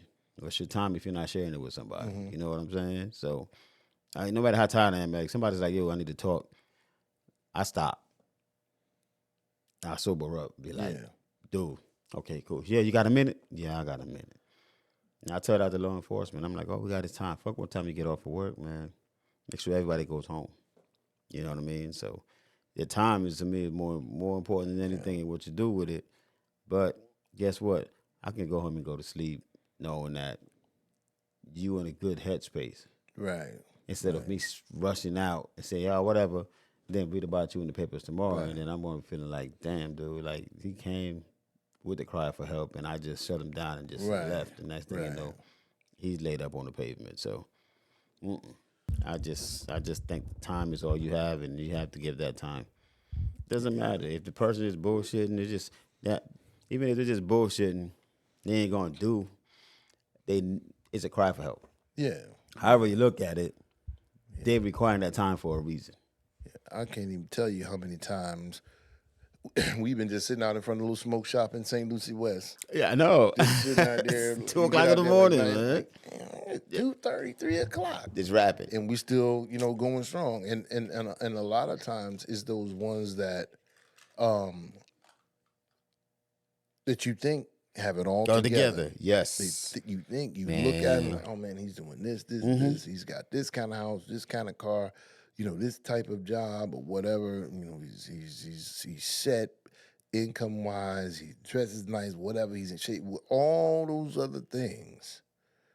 But the one little thing we take for granted is that that their relationship is good, or this. So because you just figure you see this picture, That they paint. exactly. You see the whole Facebook thing. Like nobody on Facebook is sad. Nobody on Facebook is having everybody's got the glam life. Everybody's a Kardashians on Facebook. Right. I posted a thing where they had said something simple like, my name is Rob, and I ain't never had a bad day. Something like that. Because everybody's living the most wonderful. Everybody's in Dubai.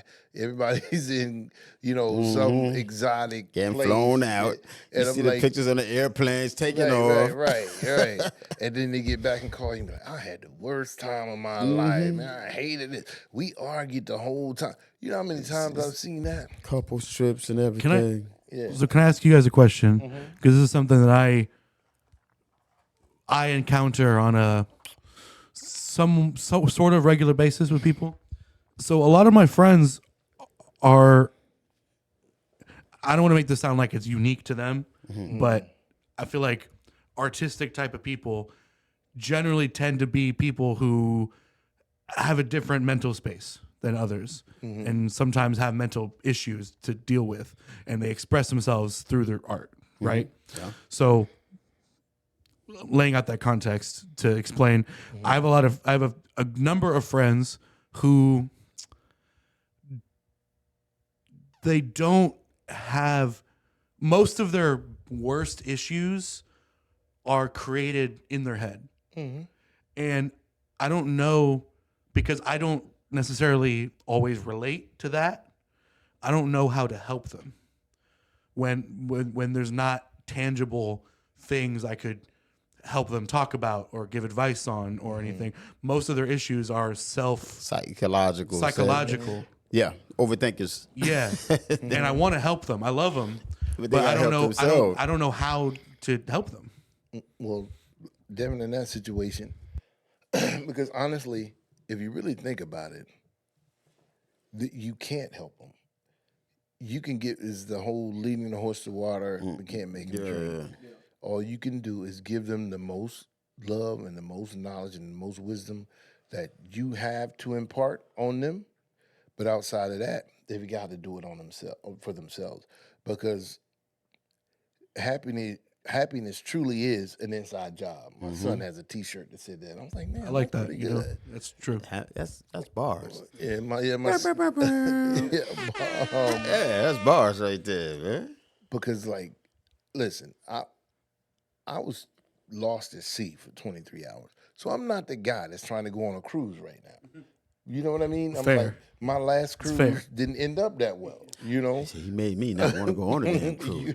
I was just, what's funny? I was just getting, I never been on a cruise before. I was just getting comfortable. It's overrated. With going to the cruise, bro. And then Sean's thing happened. Oh, wow. And then you come on, you talk about that. Then I'll get a call back. Hey, about the cruise. I'm like, yeah, well, about the cruise, man. We're not going. I don't think it's going to be this year, bro. And here's the thing. People make you think, especially if you into social media. Like it's the best thing in the world. A cruise, this a cruise, I said, well, think about it. And I always teasingly say, but it's the truth. We went on a cruise to the Caribbean. We went on a cruise to the Bahamas. I said, you do realize that's the same water that's right out there at Jensen Beach, right? It's the exact same water. It's just the sediment changes, once you reach a certain point and it looks blue. That's the exact same salty ass water. I won't lie. I was actually looking into cruises earlier this year because I don't got the money for it now, but I eventually want to do one because I've also never been on one, and a bunch of my friends have. I want to go for the boat itself because I don't really care about the water. I'm not like a water person. I want to go to see some cool places, but I mostly want to go for the boat. Well, honestly, most people that go on cruises don't see the water anyway. Right. because the cruise ship is so big. You know, they're not like. Well, they go to other exotic beaches. They go to. And I don't really care about beaches like that. Yeah. I want to go because like some of the boats I was looking at, some of the ships got some interesting like a lot of it's restaurants, but a lot of it is like entertainment and stuff, and just like it's a floating city that doesn't sleep. Yeah, and that kind of intrigues me a little bit. Yeah, and I'm sure they're fun. I mean, I went on when I was younger, way before the incident. I want to get high on a cruise. Okay, well then, and I'm sure it'll be fun. And I don't knock anybody that wants to go on cruises or people that are trying to go, travel to all these exotic places. My thing is, don't try to make me think like something's wrong with me because I'm good. Because I always say you can travel. I know people that have traveled 1 million miles, spent $1 million, and were still miserable. Yeah, I can have the time of my life on my deck in my backyard, and with my flip flops and a torn up T-shirt and some basketball shorts on and about 6 or 7 friends, and had the time of my life with a little bit of music. because it comes down to what you're running from. Yeah, your good time lives in your head. Yeah, that's right. Because guess what? If you got a jacked up life here, Dude, that same jacked up life is going to be in the back of your head when you're in Dubai or when you ride on Carnival cruise lines or whatever the case may be. So, and a lot of them it's obvious because you'll see a lot of people on Facebook post all these pictures. Oh, I'm on a cruise. Oh, I'm here. I'm there. And they're by themselves. You understand what I'm saying? Mm-hmm. They're by themselves all the time. You know what I'm saying? So you're searching for happiness somewhere that you'll never find it, which is outside of yourself. You're never going to find it out there. There's always going to be disappointment and discouragement and just distasteful situations that are going to happen outside of you. The only happiness that you can truly control lives inside of you. I'm dropping gems this morning. That's it. I don't tend to look for happiness outside of myself like that. Good.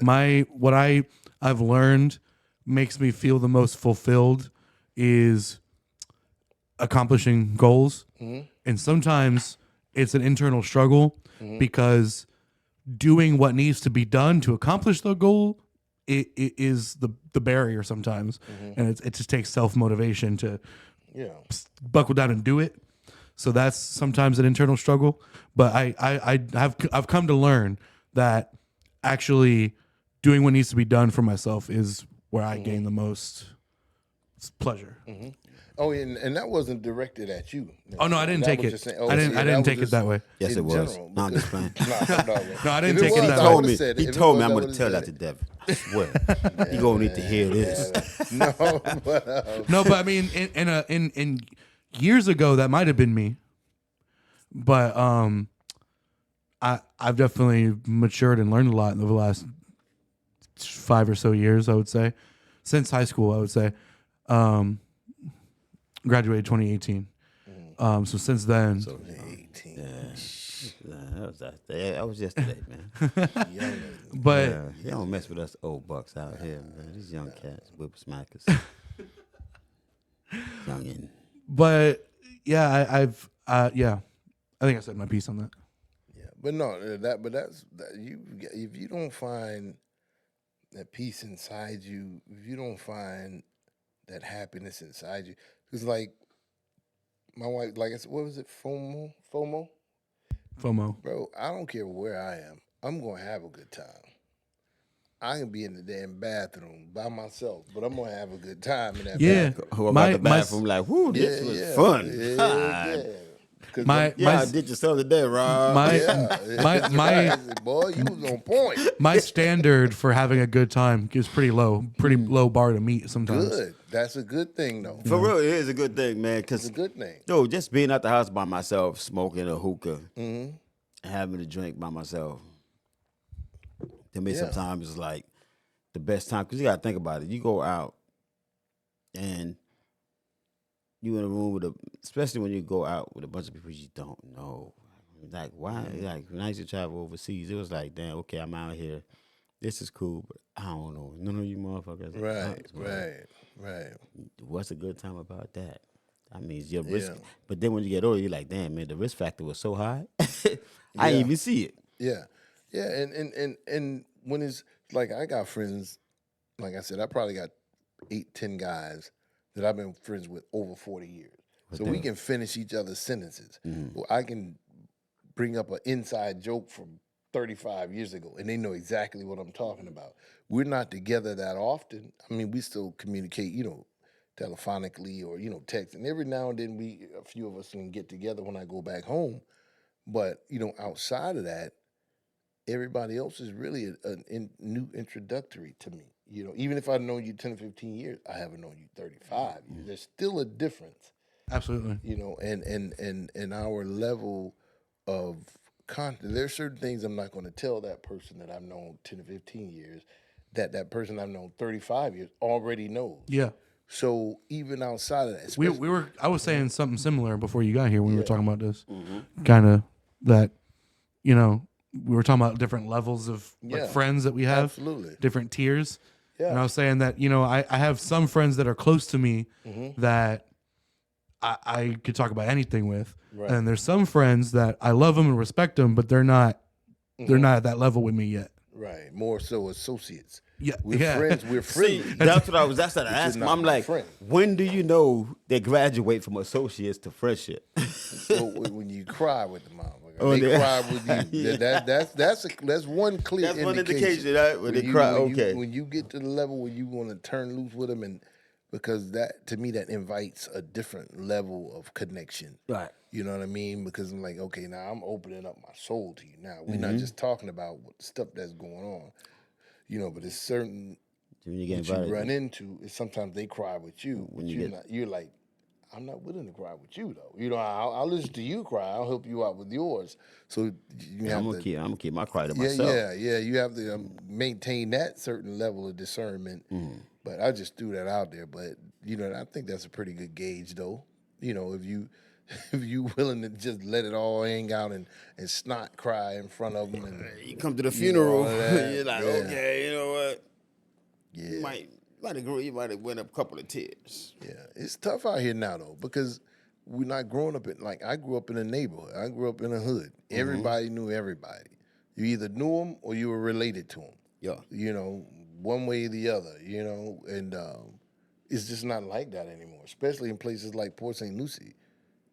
It's a transient community. Everybody's an implant. Everybody from somewhere else. And it's coming to that in Fort Pierce if you didn't grow up in Fort Pierce, PSL's like that to a certain degree. The people who are from here are like that. I There's think. like 3 people from Port St. that are literally from Port St. Lucie. I'm from Port St. Lucie. Born and raised. Yes. And when did you graduate? 2018. But I My didn't. point But I is didn't go to. exactly. But I didn't go to high school here. See? Yeah. My So point you exactly. was born here, So you're not from. but you didn't. I lived How- here How many years until- was you in Port St. Lucie for? You could I claim. lived here. Okay, I'll give you the quick version.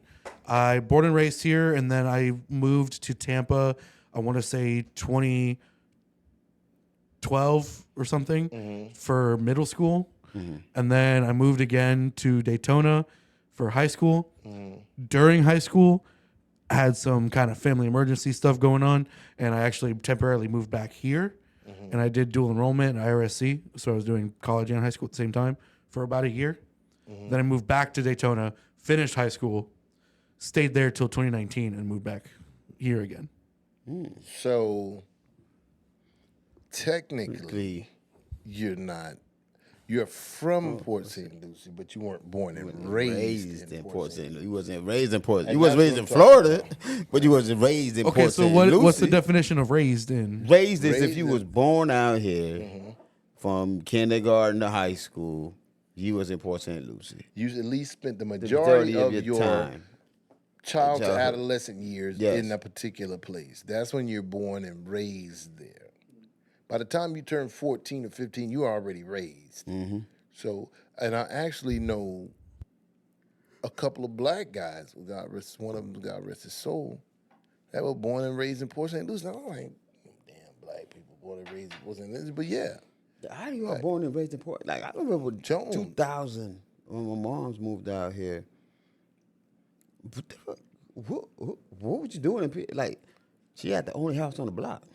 So did we. We moved in 2001. My I'm like, so where are you living at? my grandparents built their house in 1980 something out here in PSL, and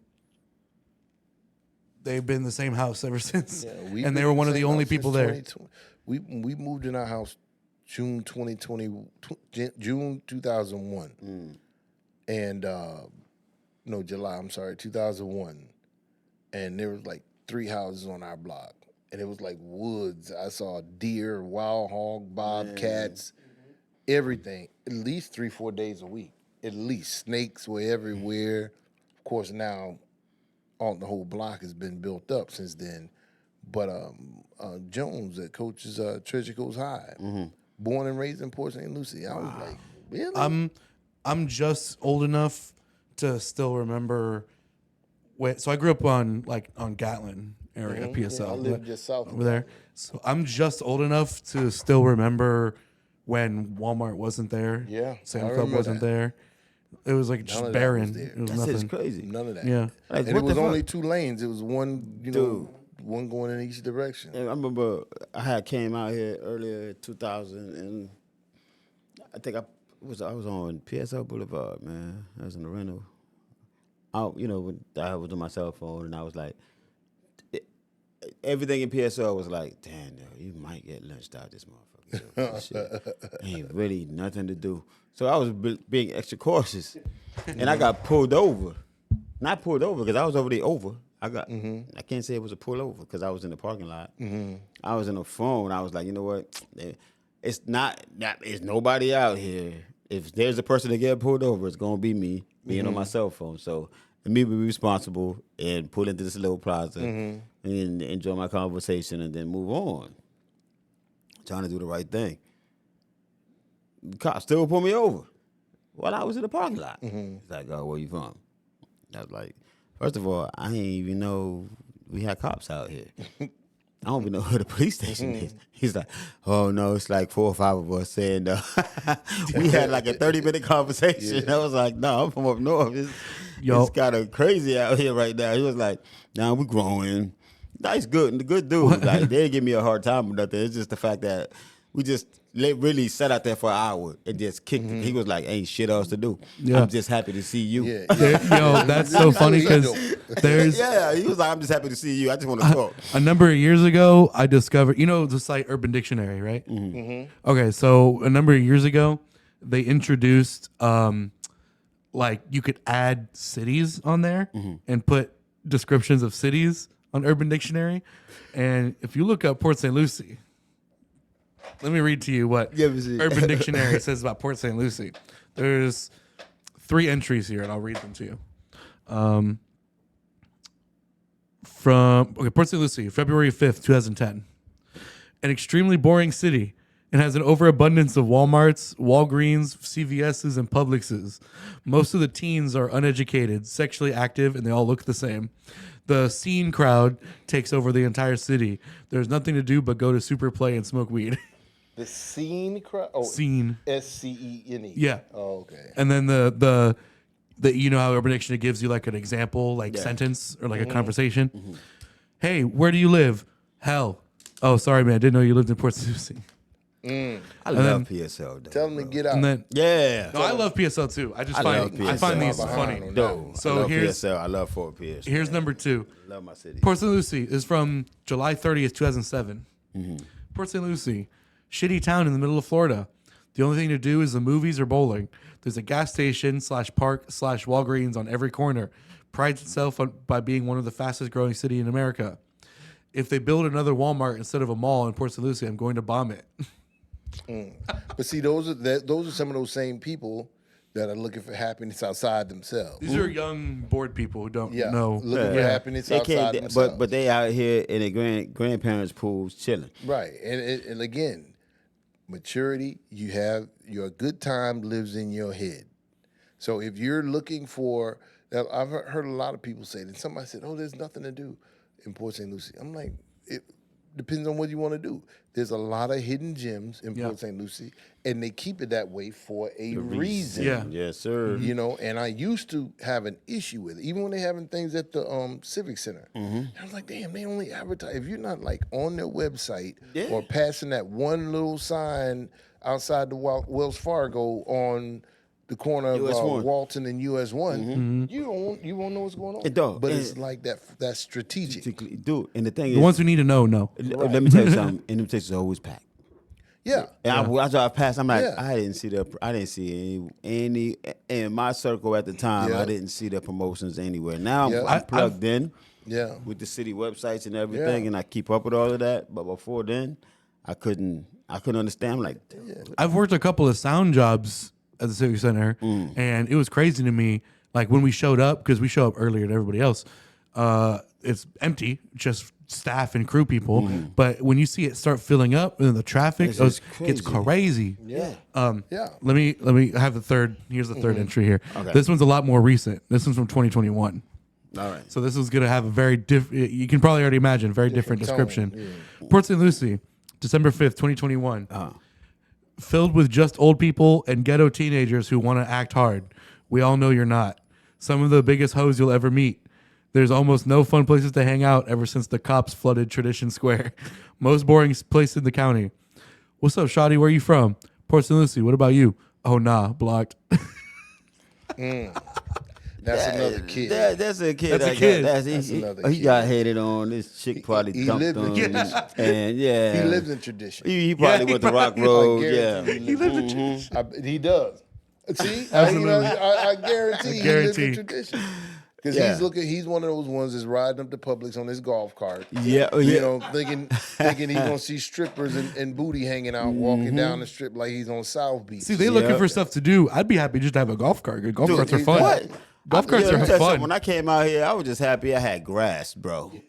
Fuck a place to do. We got grass and land. Like, what the hell am I going to be here complaining for? I'm saying, bro. But I always loved it because when I moved to Tampa and Daytona, when I lived there, I always missed coming back here. I always loved visiting because even though to the average person who doesn't know where to look, that there's not a lot to do, quote unquote, I still felt comfortable and happy being here. I knew what I wanted to do. I know who to do it with. I knew what was going on.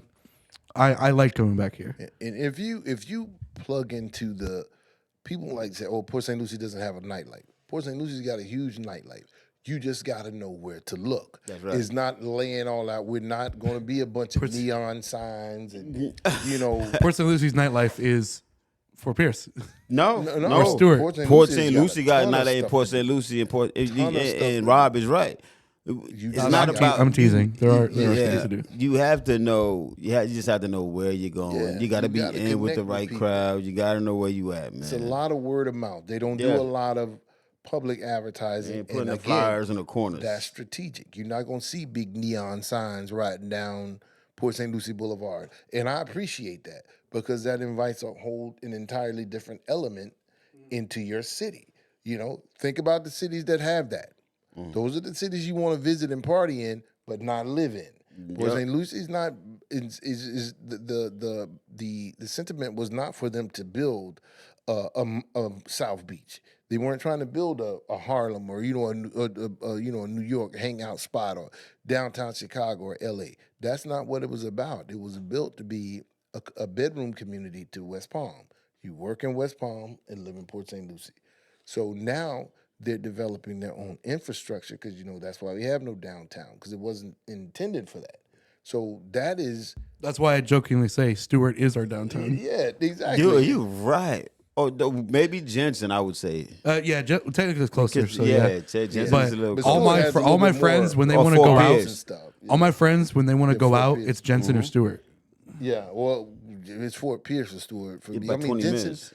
Jensen used to have more like theatrical type of stuff, but if you want anything like inside a theater or something like that, you got to hit Stewart or Fort Pierce, the Sunrise Theater.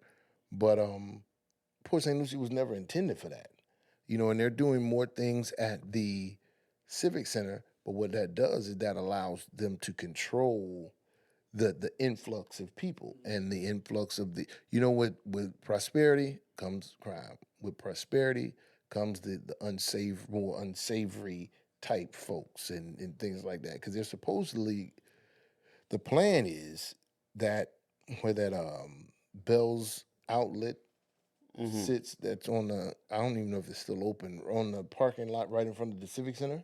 They're still open. Yeah, they're supposed to be putting one of those little casinos right there. I don't know about that. That was the plan because With everything going on now, they shutting them joints down. So.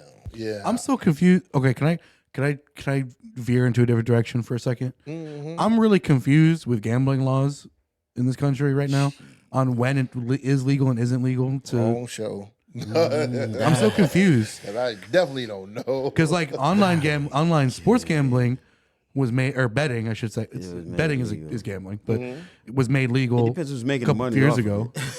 Casinos, I thought, were only legal on reservations because controlled by Native American population. The Seminoles, but Right, but then now you're talking about this casino open up there. Yeah.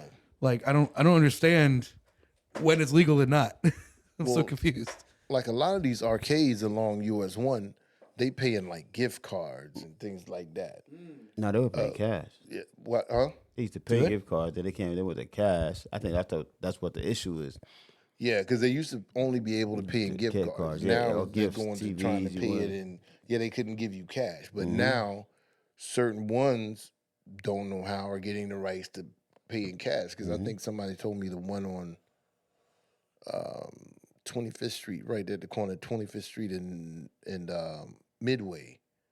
I don't know the name of it, but he said they pay cash behind that Popeyes. Yeah. That's the one I got rated. Oh, maybe that's why. It closed. Maybe that's why. I've never been in there. It closed all of them. But a friend of mine was telling me, oh, they paying cash. I'm like, really? Because I know that takes a certain, certain licensure or whatever that supposedly was not legal. See, it's not the licensing; it was the machines they had in there. Yeah, they got the certain machines in there you could play. Then I think the Fire Links is and the Goldfish tables is the ones that you couldn't. I guess. Yeah, like aren't card game gambling is treated differently than than machine gambling, right? So card gambling, you can pay in cash, or Yeah. because I know they have that one right there now at Kitterman in US 1. I thought it was the card gambling that was more heavily restricted. No, the card gambling, they're okay because they're still operating right now, and all the arcades are actually closed right now. All of them? Yeah, bro. Really? Yeah, they can't. You can't. It was time we was at the. Because y'all had the one by the bowling alley, right? Yeah, it closed. Get out! I did not know that. I know a couple of them is open, but majority of them they got closed. They rate them shits like drug spots now, bro. Wow. 76-year-old ladies about I didn't know. I'm a snowbird. Well, get your hands I was here off last me. 6 months ago and I was gambling. Watch my arm. I just had a shoulder replacement. For real. Yes, sister had to, you have to get locked up for trying to fucking gamble her little dollars, I did not know that. And I feel bad for the older crowd, 'cause that's what they did, That was man. their thing, man. They go out there to play their bingo, they play their cards, they have the coffee, they meet. That's man, I don't know. Yeah, a lot of. I know a handful of places where people still get up to that, playing cards with everybody, but it's kind of more of a private. Yeah. If you know type of thing. Yeah, man. Yeah, because like out of Spanish Lakes, it used to be like 20 or 30 of them. They would walk across the street together. They come like in a gang. Yeah, they would walk across the street to the arcade thing. I did not know they were shutting them down. Yeah, like that. bro. So they negotiating, I guess, terms and whatnot before they open, and that's something where the government's got to step in. Well, see, they're going to have to do something with that, especially if they intend on, because you know that supposedly they want to put one out here where they're trying to do this port, and then they wanted to put that one in Port St. Lucie. Yep. So they can't say, we can do it, but y'all can't do it. Exactly. So they're going to have to come to some type of... Yeah, and they're working on that, I man. did not know that they were shutting them down like that, bro. I did not know. What's your guys' personal opinion on gambling as an industry? As an industry? Yeah, I mean, it's its own, man. If you want to try your luck. It's up to you. Growing up in Jersey and New York, Atlanta, the Trump towers was there. I mean, it's a good escape to just to try your luck to get away from shit. Yeah. I don't see a problem with that. You know what I mean? That's your money. You earned it. You do what you want to do with it. If you want to go and try to double it up, we gamble every day anyway. So Yeah, exactly. And what are you stopping? What's the difference in that and the lottery? Exactly. Every day we wake up, it's a gamble because we're trying to make more than we did yesterday. So we got to roll that dice to see what we come up with. Yeah, to me, that's all a governmental thing. That's all a monetary thing because really and truly, what are you saving by saying, what are you protecting by saying, oh, we don't allow gambling here? But you can get lottery at every gas station. Mm-hmm. You know? Exactly. And I used to work at this Publix 100 years ago when they first started. 100 years ago? About 150 maybe. 100 years ago. Trying to show his age, y'all. He's trying to show his age. Right? I look good for 200 years old. But this guy would come in there, a friend of mine, his dad, he would, like at the start of my shift, he would come in there and buy scratch-offs. And, dude, you think he's gone.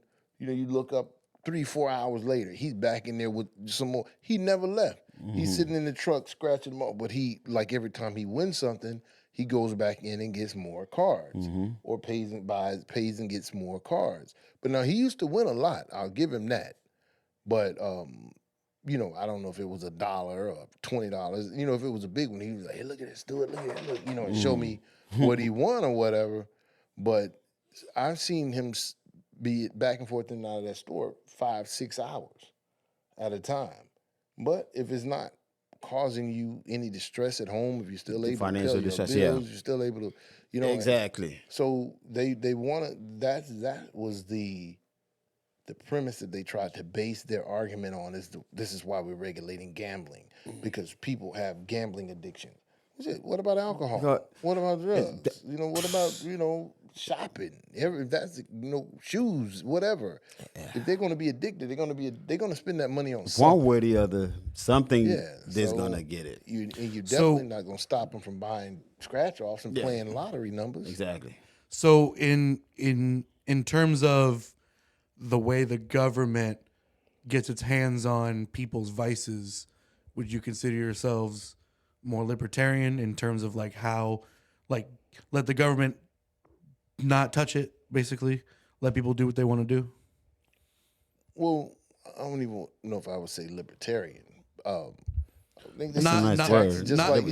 Not in terms of the party, but in philosophy. I know what you mean, but you use that term kind of threw me for a little split second. Well, my understanding would be, or my use of that word, I mean let people do what they want to do. Right. Let people decide for themselves whether it harms them or not.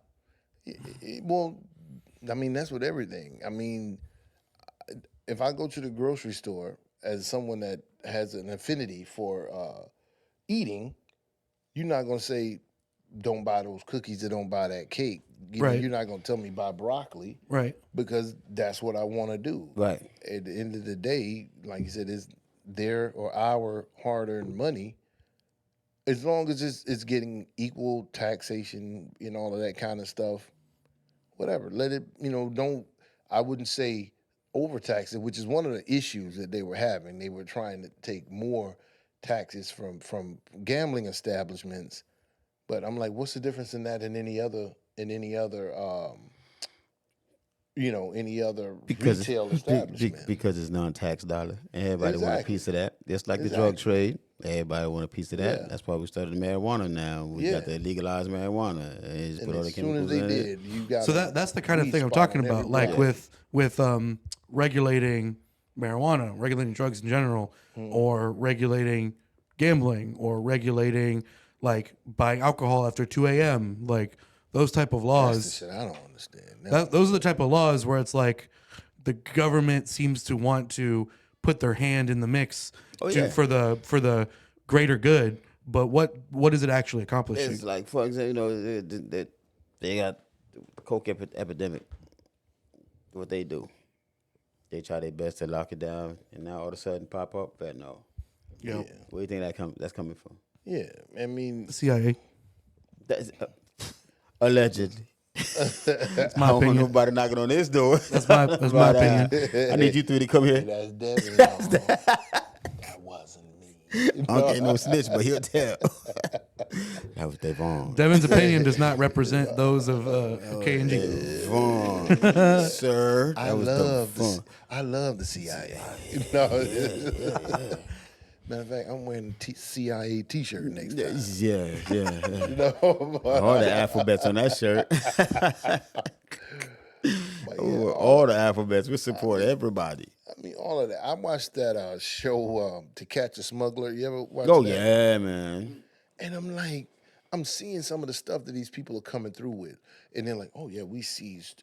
It's always in a different language. They always in Colombia at Cartagena Airport or somewhere. Yep. We seized 3 kilos of cocaine. And every time it's like, this seizure they could spend 12 to 13 years in prison, in a Colombian prison, blah, blah, blah, blah, blah.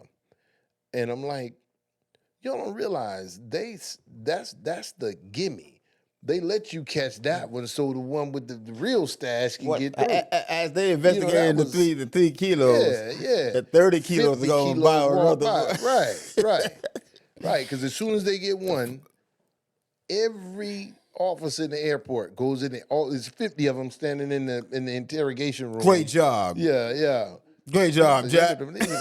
But my question is on that: do you think they're letting it slip through on purpose and catching the small fries on purpose? Somebody's getting paid for it, man. To some degree. We got informants out here that's feeding them the little fishes so they could get away. And the same informants the big fishes doing the big things. Well, because some will argue that they only catch the small fries on purpose so that the problem keeps happening so that there's reason to keep busting people. I agree. And it looks like it looks like they're trying to stop it.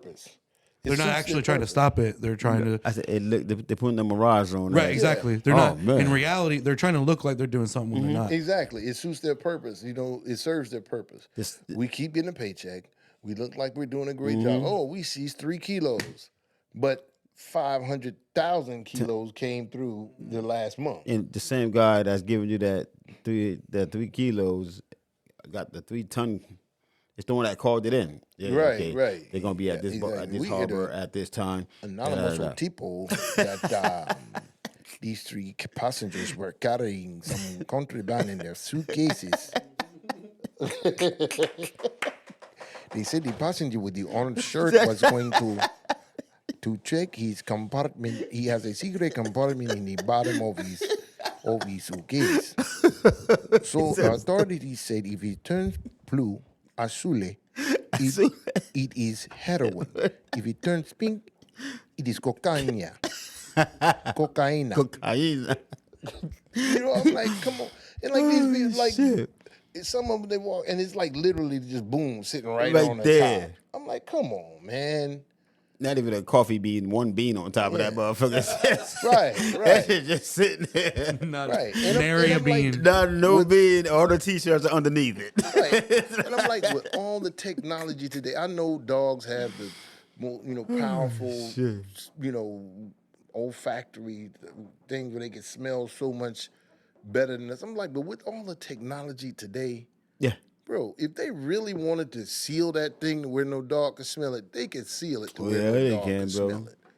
And anybody can buy a freaking vacuum sealer nowadays. Yeah. And then these guys come in with it wrapped in like duct tape. Bed sheets and duct tape. Like, come on, man. Like, hell, I could have done a better job than that with a couple of Ziplocs. The kids could have packed it up. Yeah, with a couple of Ziplocs. Oh, my No, I saw one the other day that I thought was hilarious. They had ingested, him and the lady and her partner, they had ingested like 36 like balloons of those are the cocaine, dangerous transports, man. I think I heard about this But story. you know what was funny? I didn't know they have a law that if you don't expel it within 36 hours, they got to let you go. Yeah. Wow. The lady was... You got to hold... Yeah, the lady was like, because of course they feed them the horror story. Oh, if it bursts inside you, it could kill you. But they were facing like 20-something years. In a Colombian prison, I've been that bitch clenching like... That's tight. Like, this dude's got to break through the this tightest motherfucker. ass in the history of the world. So Gotta have a lot of faith in them balloons. yeah, Dude, yeah. man, them shit's busting you, man. It's a wrap, man. A lot of people die from But them you things. think about it. But you think about it. Balloon bursts inside you, you die, or 20 years in a Colombian prison. Take balloon for 500. Heck yeah. Heck yeah. You're going to die a million times in that prison. Yeah. The dude, the lady, she cracked. You know, they can't give you anything to make it come out Right. because it could cause it to rupture. The guy sat there the 36 hours and walked out the door. With a belly full of balloons, dude. I said, dang. I was getting ready to turn. You know what? And I said, you know what? Let me see if this dude. That he probably got employee of the month. Yeah, dude, he took all kind of. I'm like, he took Imodium. He drank cups of flour and everything. Make sure he don't pass. Yo, at that point, bro, he earned it. He He earned his got freedom for that employee of one. the month, man. Bro, he came back in the office, and they had to let him go. And it was him. It was him and his girl. So he was like, she didn't make it. "See you in 20 years, sweetheart." Where's Maria? She didn't make it, man. Yeah, he bounced. I was Maria like, didn't make it today, bro. It's crazy, but I was cheering for the dude. Joreen, Tyler, like, Paige, that's La. gotta kill them. That's gotta kill them. That they gotta let this guy go, knowing he got a belly full of drugs. Are you sure you gotta take a shit, dog? Yeah, Nah, I'm good. Bro. It's been 36 hours. Nah, I'm just waiting on 37. Yeah, that's right. Dude, and he kept, as soon as they brought him in, he said, "What time was it when you booked me in?" Seriously, he asked him, he said, "What time was it?" You know, of course, he didn't say it like that. Yeah. But You when got he time? wasn't You want speaking some English, he coffee? said, Yeah. What time is it? He said, exactly what time was it when you put me under arrest? They told him the time. He started watching the clock. And they I'll take that coffee at 35 and a half hours. Yeah. They tried to make him lay on his side. Dude kept sitting up like, damn, no, I'm good. I'm straight sitting up. You want to walk around? Nah, man, I ain't gonna walk around, bro. I'm gonna go ahead and hold on to this, man. What's going on, La? I'm glad you made it home. Funny. Oh my God, man. He's like, shit. I bet you that 35th hour was a motherfucker. Bruh. He was like, And it's crazy. Damn. Me and my wife was sitting there cheering for the dude. Hold on, boy. Hold on. Clinch. Maria's over there just having a hard time. How long did it take for her to crack? She was only in there for like Bro. 8-10 hours. That's Did a she do 10 hours, though? Yeah, that brings a 8-10 new hours, definition something like to keeping it tight. Dude, I mean, she did 10 hours, you know. There's a lot of cats out here that be like, oh, man, ain't real. Man, when you're in that room with that one light, 10 hours. it's a And they had him in 36 the hours. hospital bed. He was like, "You want water? You want what?" He was like, "Nope, I don't want nothing. I drink it when I go home. I am okay. Give me a spoonful of flour." Yeah, I'm man. Shit. Fuck He that. made it out. I was like, "What?" And they actually had to let him Go, yeah, man. It's crazy. And he walked out of there with his suitcase and everything. Did he walk fast, though? Because He was kind of Shuffling. But I'm like, hey, you already released him now. He just had to hold it in till he got out of the airport. He had a little So- he had a little bit of the balloon paradog He had a in. little turtle head poking out probably, but he made it out of there though. I was gonna lie, I was proud of him. I'm like, see, that would have been me. I'm like, hell no, I ain't admitting nothing. You sure you went on the drink, sir? No. He was like, no. Aqua? I said no. No, I was tripping. I said, damn, he actually walked out of there. Because, you just expect that he's going to pass something like that. Was this guy someone that was crossing the border smuggling stuff? Yeah, Or he was coming from, Coming from Colombia? he was trying to get it out of Colombia. Back to the United States. Yeah, into the U.S. So coming in, I guess he had to fly from one spot into this, was it Cartagena? Whatever the biggest airport is. I can't think of the name right now. But he was trying to get on a flight to the U.S. And I guess when they checked the baggage and all of that, but somebody snitched. Because, I mean, he just walked in. They always, I'm telling you, man. We just picked him out at random. Went there Yeah. sweating. Cartagena. Yeah, It looks like Yeah, I'm telling you that most of the time. Sometimes, like you said, bro, It's the same motherfucker that's moving the heavyweight. Yeah. That's like, okay, we're going to have to give him at least 3 of these birds. Give him a mule. Yeah. It's kind of like how when they talk about the richest people in the world and they have a list. Well, the richest people are the ones you don't know about. Yeah, They they'll ain't gonna never be be on on that that list. list. They'll Same never thing be with on that drug list. trade. People who are really at the top, we ain't gonna know their names. Exactly. And we're not supposed to. Exactly. They talk If they about, do it the right, if they're real. yeah, because they talking about Escobar. Somebody was paying him. Yeah. He was getting his from somewhere. Mm-hmm. You know, but like if that's why they call it they've gotten this ghost built up, the cartel. If the cartel was that bad and unstoppable, guess what? They'll be all over the U.S. wiping folks out left and right in our hoods. I'm not saying they don't exist. That's not what I'm saying. But when you watch movies, they glorify it to a degree and sensationalize is the word I'm looking for. And they make it like, the cartel can get you anywhere. No, the hell they can't, because guess what? There'd be politicians dropping everywhere, and it'd be, but that's why it's always like, if you ever watch the show, it's like, I was homeless, and they came up to me, and they told me they'd give me $800 if I ingest these balloons and go through the border with them. I knew it was a bad idea, but I'm trying to feed my family. Seriously though, that's the crazy thing. That's like the weird like flip side about cartels in like Mexico is that they sensationalize about all the bad they do, but at the same time they're the only ones doing anything for their cities and stuff. Oh yeah, and that's what's and crazy. that's why they get away with it. That's why Escobar and lasted so long. They do He get was away like with Santa Claus. They do get away with some horrible shit, but at the same time, they're the ones building roads. Yeah. They're the ones helping out Abuela and stuff. They're the ones like supplying shit for their town and like. Yeah, It's like, what do you do in that situation? Well, I mean, that's why Escobar got away with it for so long, because the community protected him. He was Robin Hood to them. Mm-hmm. I mean, he might cut your mama's head off tomorrow, but then he's gonna pay you. He's gonna take care of her kids. You know what I'm saying? So Yeah, but people are just looking to eat. When you're in the hood, man, your first superheroes are your neighborhood drug dealers, though. Like, especially if you're in a single parent household and them cats out there, and they're the same ones. Even though they're doing what they do, they'll give you good sound advice. They'll steer you away from that life if they know you have that quality in you to be better than what they're doing. They're not gonna tell you to come over here. Yo, you need to cut and push this. They'll be like, yo, man, little man, you pretty smart. Keep your head in the books. That's why athletes, they get passes in the hood. Like, if you balling and you playing basketball, you got good talent. Them brothers in the hood don't want you out here doing bad. Yeah. They always say, yo, can you leave the ball players alone? Them ball players get a pass in the hood. Yeah, even growing up, like my dad owned a bar and a barber shop and a beauty salon, but they're all in the same building. We lived upstairs. They my nickname, especially to the older guys, was Lil Rob.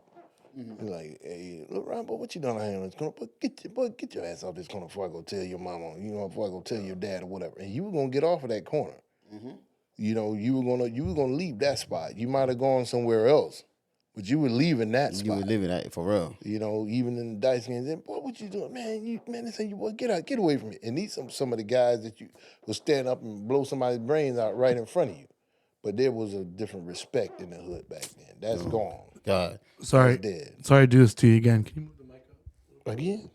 Oh, my bad. we got these kids out here like I'm a rookie. Devin's It's not age. you. I think it keeps drooping a little bit. We got these kids out there We're like going to blame it on them. we're gonna blame it on Devin's generation because they What we do?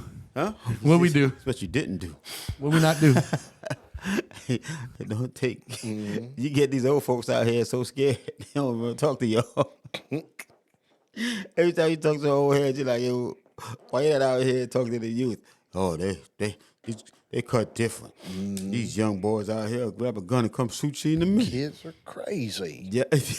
then people wonder why the OGs are not there. Is that they sit on the internet all day and then they get out the house. They just want to start shooting up shit. I think a lot of people of my generation that are like that, they don't have a sense of like value of human life. They don't. They're desensitized. Yeah, absolutely. Yeah, 100%. true. Everything is virtual. We've lost the human connection. Yes. Like just looking into people's eyes and having a conversation. Whereas I know, like, I mean, I'm speaking out. I was not part of it, but I'm just speaking on what I've observed, what I've been told. Clean it is up. that Clean it the up. more the OGs, they would get into tussles and fights and whatnot too, but like there was more logic and respect in the game. Yeah, it was done with respect. Yeah. But nowadays, there's kids my age and younger that just exactly what you just said. They just shoot people for no reason, for no good reason. And back then, if you fought, it was for a reason. Something had happened. There was some type of disagreement that we couldn't settle verbally, or somebody said the wrong thing or whatever, did the wrong thing, and we got into a fight. But we could be, by the time we get done fighting, you know, like when one really succeeds to the other one, like, all right, now I told you don't do that no more. Yeah, man, I was tripping, whatever. Then they get up and go have a drink together. But nowadays there's no sense of like humility, of like accepting defeat, accepting you were wrong. Yeah, like exactly. And it wasn't. He'll be like, "Yeah, you got me." Yeah. You got the best of me. But man, nowadays they do that. Foul me that hard or whatever in playing basketball on the street or whatever. And then nowadays, if they do that fight, they'll hold a grudge. And when they lost, when they were, the one who lost that fight, they'll come back next week trying to take revenge on the fight that they lost. And it just becomes an endless And thing. I'm going to tell you exactly why. Because they're trying to live a life that they don't know anything about. They're trying to exist in a world that's completely foreign to them. Yeah. We lived that life in that hood all day, every day. So we knew you weren't going to you couldn't allow anybody to disrespect you or whatever, but it didn't have to get to the level of killing. Yeah. Because we used to see people fight, crack bottles. God is my witness. I used to, like I said, my dad owned a bar. So everybody would come around the back of the bar, pee, whatever, smoke, underneath my back stairs. I hear a fight, I would come out on the back porch and stand there and watch them fight. And I'm going to tell you the worst fight I saw. Both these cats were dead drunk. One of them sat there quarter bull on the bottom of the stairs. The stairs are made out of metal. So when you hit the rail, everything vibrates. Right. And it's probably 10 people back there watching these cats swing, and they can't even hit each other. They so drunk, and they're friends. They're friends. Most of your fights growing up, if you really in the hood, was with your friends, with your boys. Seriously. They swing and they talk and try. And one of them fell up against the rail, and the stairs started vibrating. That cord vibrated off and fell and broke on the ground. Now, mind you, one of them already swung earlier, fell, cracked his whole mouth open, everything bleeding. Nobody said a word. When that quart bottle fell and broke open, the whole crowd, that was somebody's beer. Oh, what's a man? Who beer was that? That was his beer. What? Fight, stop. Hey, you done broke my damn beer. I mean, mouth hanging, dragging, bleeding. They weren't worried about that. They were worried about somebody. Guess what? When they finished fighting, he went in there and bought him another quart of beer. For real. Went in there and bought him another quart of beer. Because it was like we fought for a reason. Because we fought because something happened. That's right. Not because we trying to prove to somebody that we're tough. Yep. I was on the way here, I was just listening to the Ricky Smiley show. And he was talking about Michael Irvin called out his son. That's what I was about to talk about too, He man. called out his son. That's the second time he did that. Yeah, his son is trying to be a rap. What happened? Michael Irvin, he used to play for Dallas. I don't know, but football. He used to be a wide receiver Miami for Dallas. Hurricanes. Dallas got one Hall of Famer, receiver. But he's from the hood in Miami. He was like super hood. Even when he was in Dallas, he was always a problem child. Oh yeah, definitely. Because he wasn't gonna take nothing from nobody. Yep. And his son is trying to rap. He calls himself what? Touch something. Touch something. Yeah.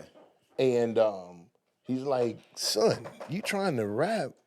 He said, I listened to him. You should find it. He's on Undisputed. He Michael Irvin. He played soundbite real quick. Yeah. That shit. And he's right though. He's absolutely right. He's 1,000% right, 100% man. right.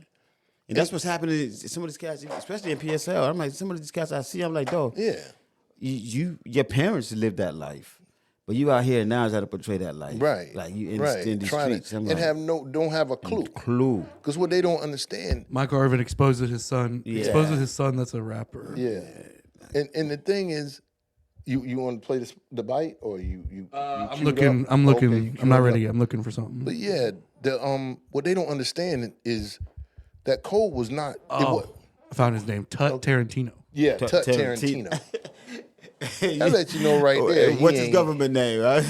I think it's something like Julius or he's Michael said I'm gonna see if I can find it here. Michael said it earlier.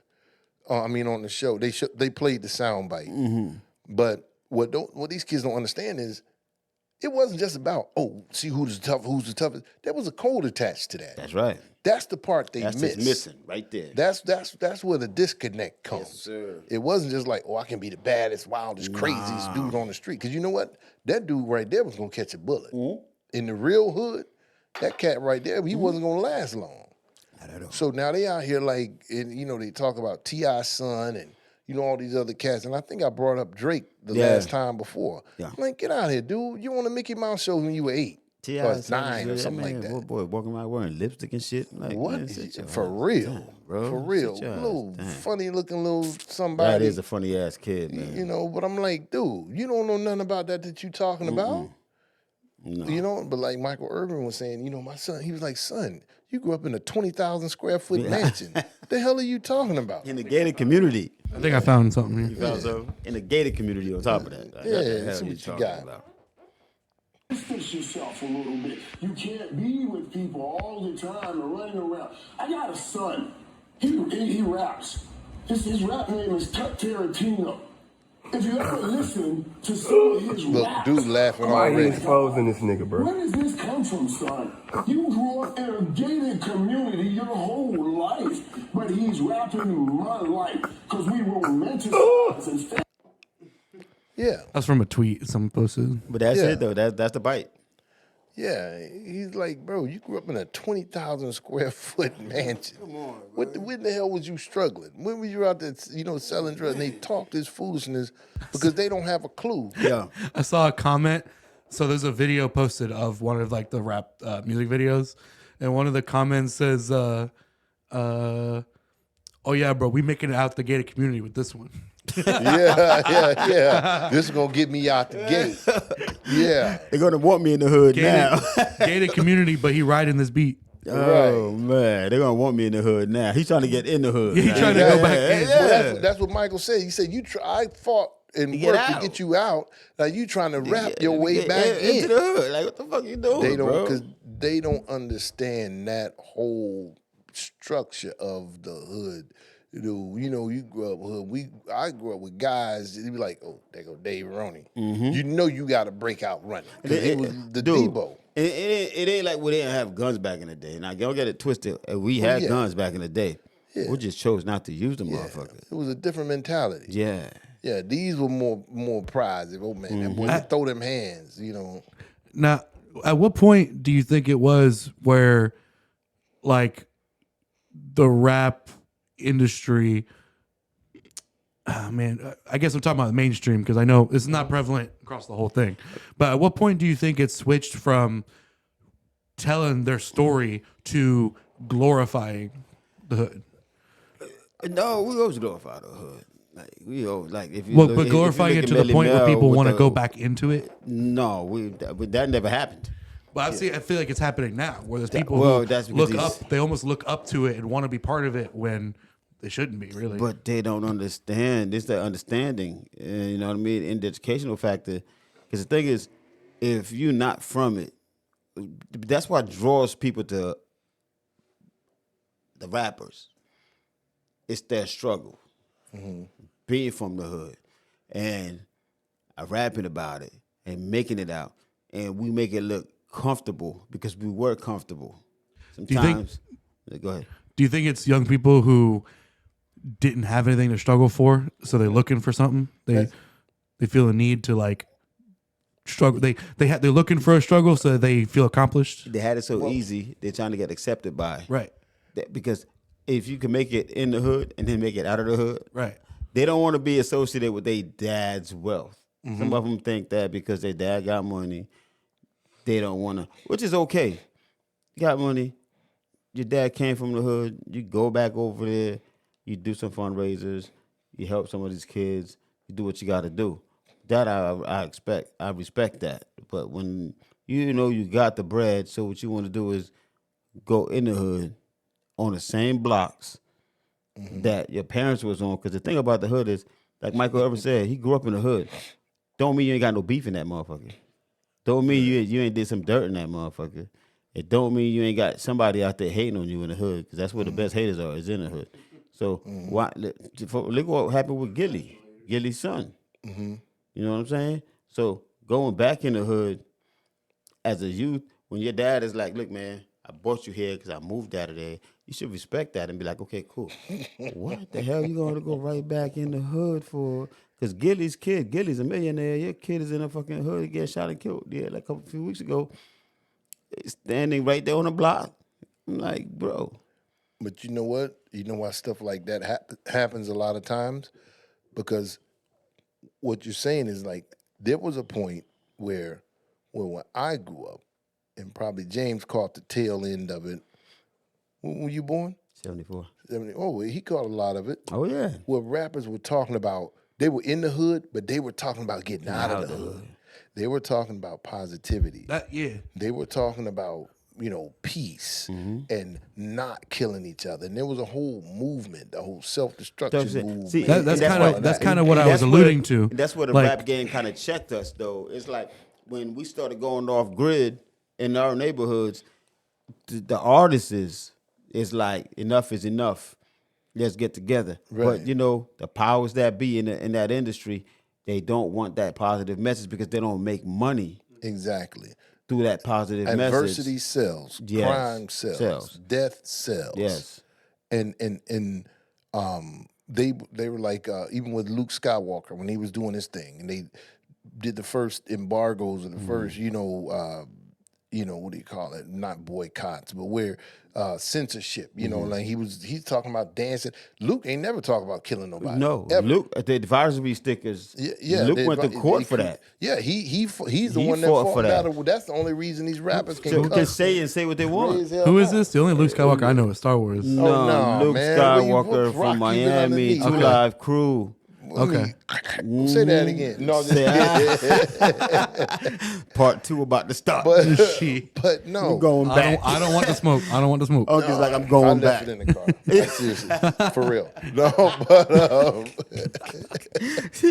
but I felt safe here. Okay, you be fine. But seriously, Luke fought for them to be able to say what they want to say. When they don't give him any credit, really. The ones that know. It's that artists like Luke, Ice-T, those the guys that literally... And all of them came behind Luke. Luke went to fought court. for all of them. For all of them. Every rapper. They literally... To be able to say, fuck you, say what you want to say on these albums, they literally went to court Dade for County it. Sheriff Martinez was fighting against, to censor their music or whatever. And all he was talking about was having sex with, having fun as, a young person. He wasn't talking about killing nobody and all of that.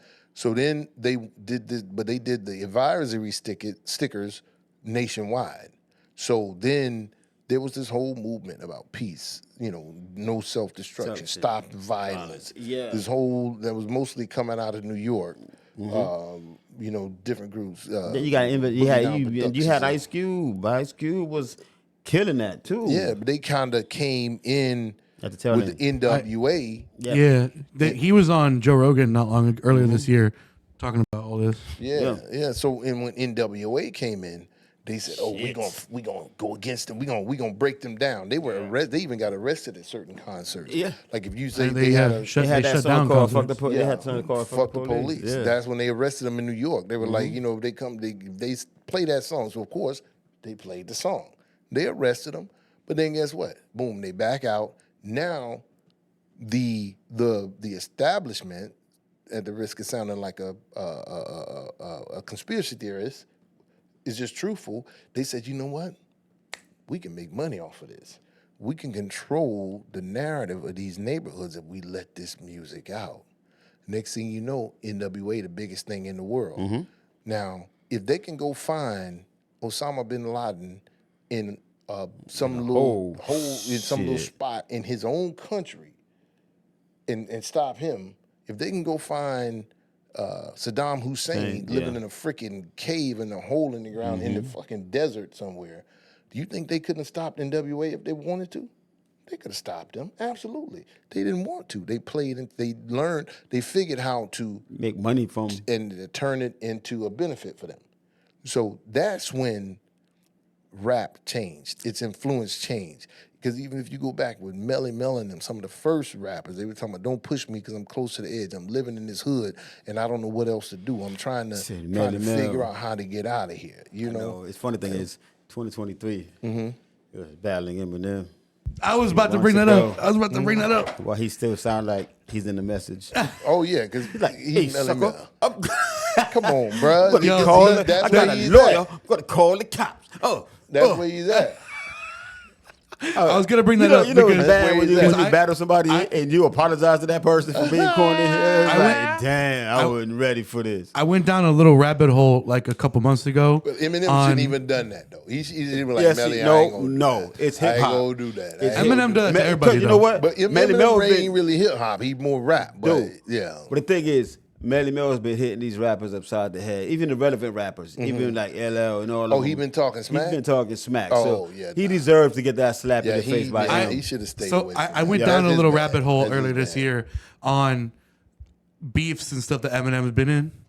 And I'm not, I know, white rapper, white guy. I'm not like that attached to Eminem or nothing. Eminem white? Yeah. I just found that out yesterday. I'm not that attached to him for that reason or nothing. Like I just want to put that out there. I just found the beefs and stuff to be like comical, and how he just does not care. He'll just shot at anybody and everybody. He's supposed to be. That's hip hop. He's supposed to go to the throat. But like how what's your opinion on that when it comes to like there's so much other rappers and hip hop artists who hate on him and discredit his skill because of his race? Who? First of all, anybody that hated on M done ate up. True. To the rest of the masses, they fear him more and respect him more than hate on him.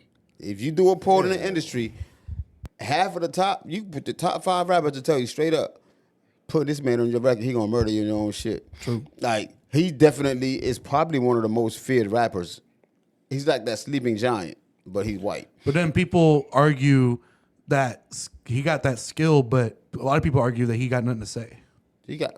I don't agree with that, but I'm just saying that's what a lot of people's arguments is. Guess what? You tell the motherfuckers I said kiss my ass. They're not real fucking music.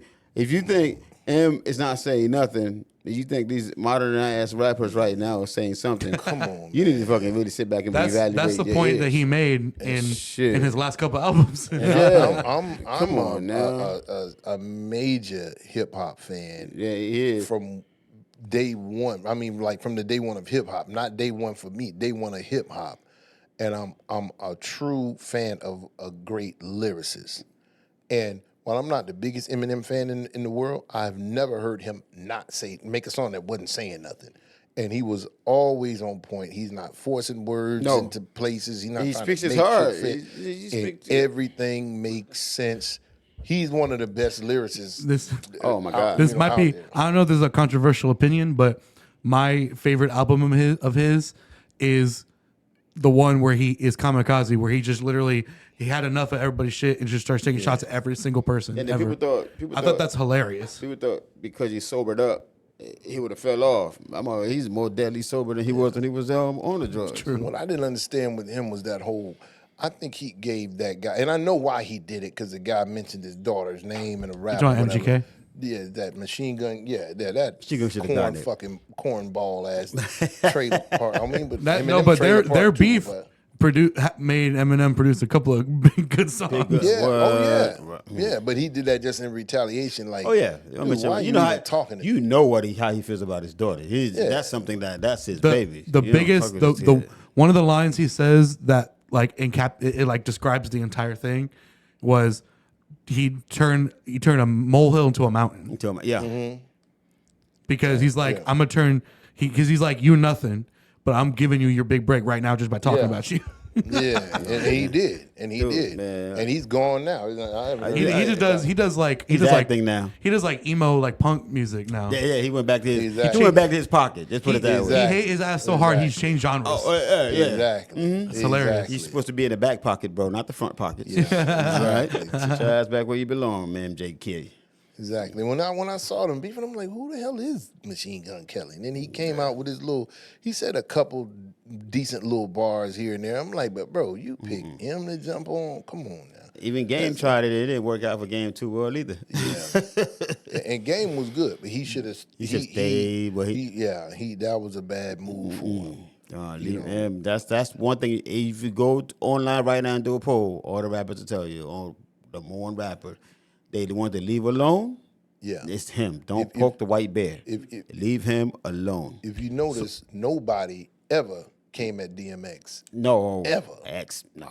Because he wasn't going to just tell you about it. That's, dude, of all time, that's my favorite, bro. Because he was living that thing every day. Yeah. And he's like, how much your watch cost? You about to get your watch lost. Because I can't afford one. I'm going to come take yours. I'm gonna take yours. I'm going to test your heart. But, it's nobody ever came at DMX. Never. Because he wasn't the biggest dude in the world. Oh, no, either, he was a small Just guy. his Like spirit 5'5", was 135, 145. His spirit was just off the That dude. He really like he was the pit bull. Like if you ever met him in real life, all his mannerism was like a dog. Like he'd sit there and be like, yeah, man, he'd get mad. You'd be like, man, I'm about to start screaming. He'd be like, I'm gonna bite you. Like he was a dog for real. Yeah, I swear to believe he was a dog. He'll tell you straight, I'm about to bite you. Man, that dude, bro. But his soul is something. You're never gonna see another dude like this on this earth. That man. dude, man.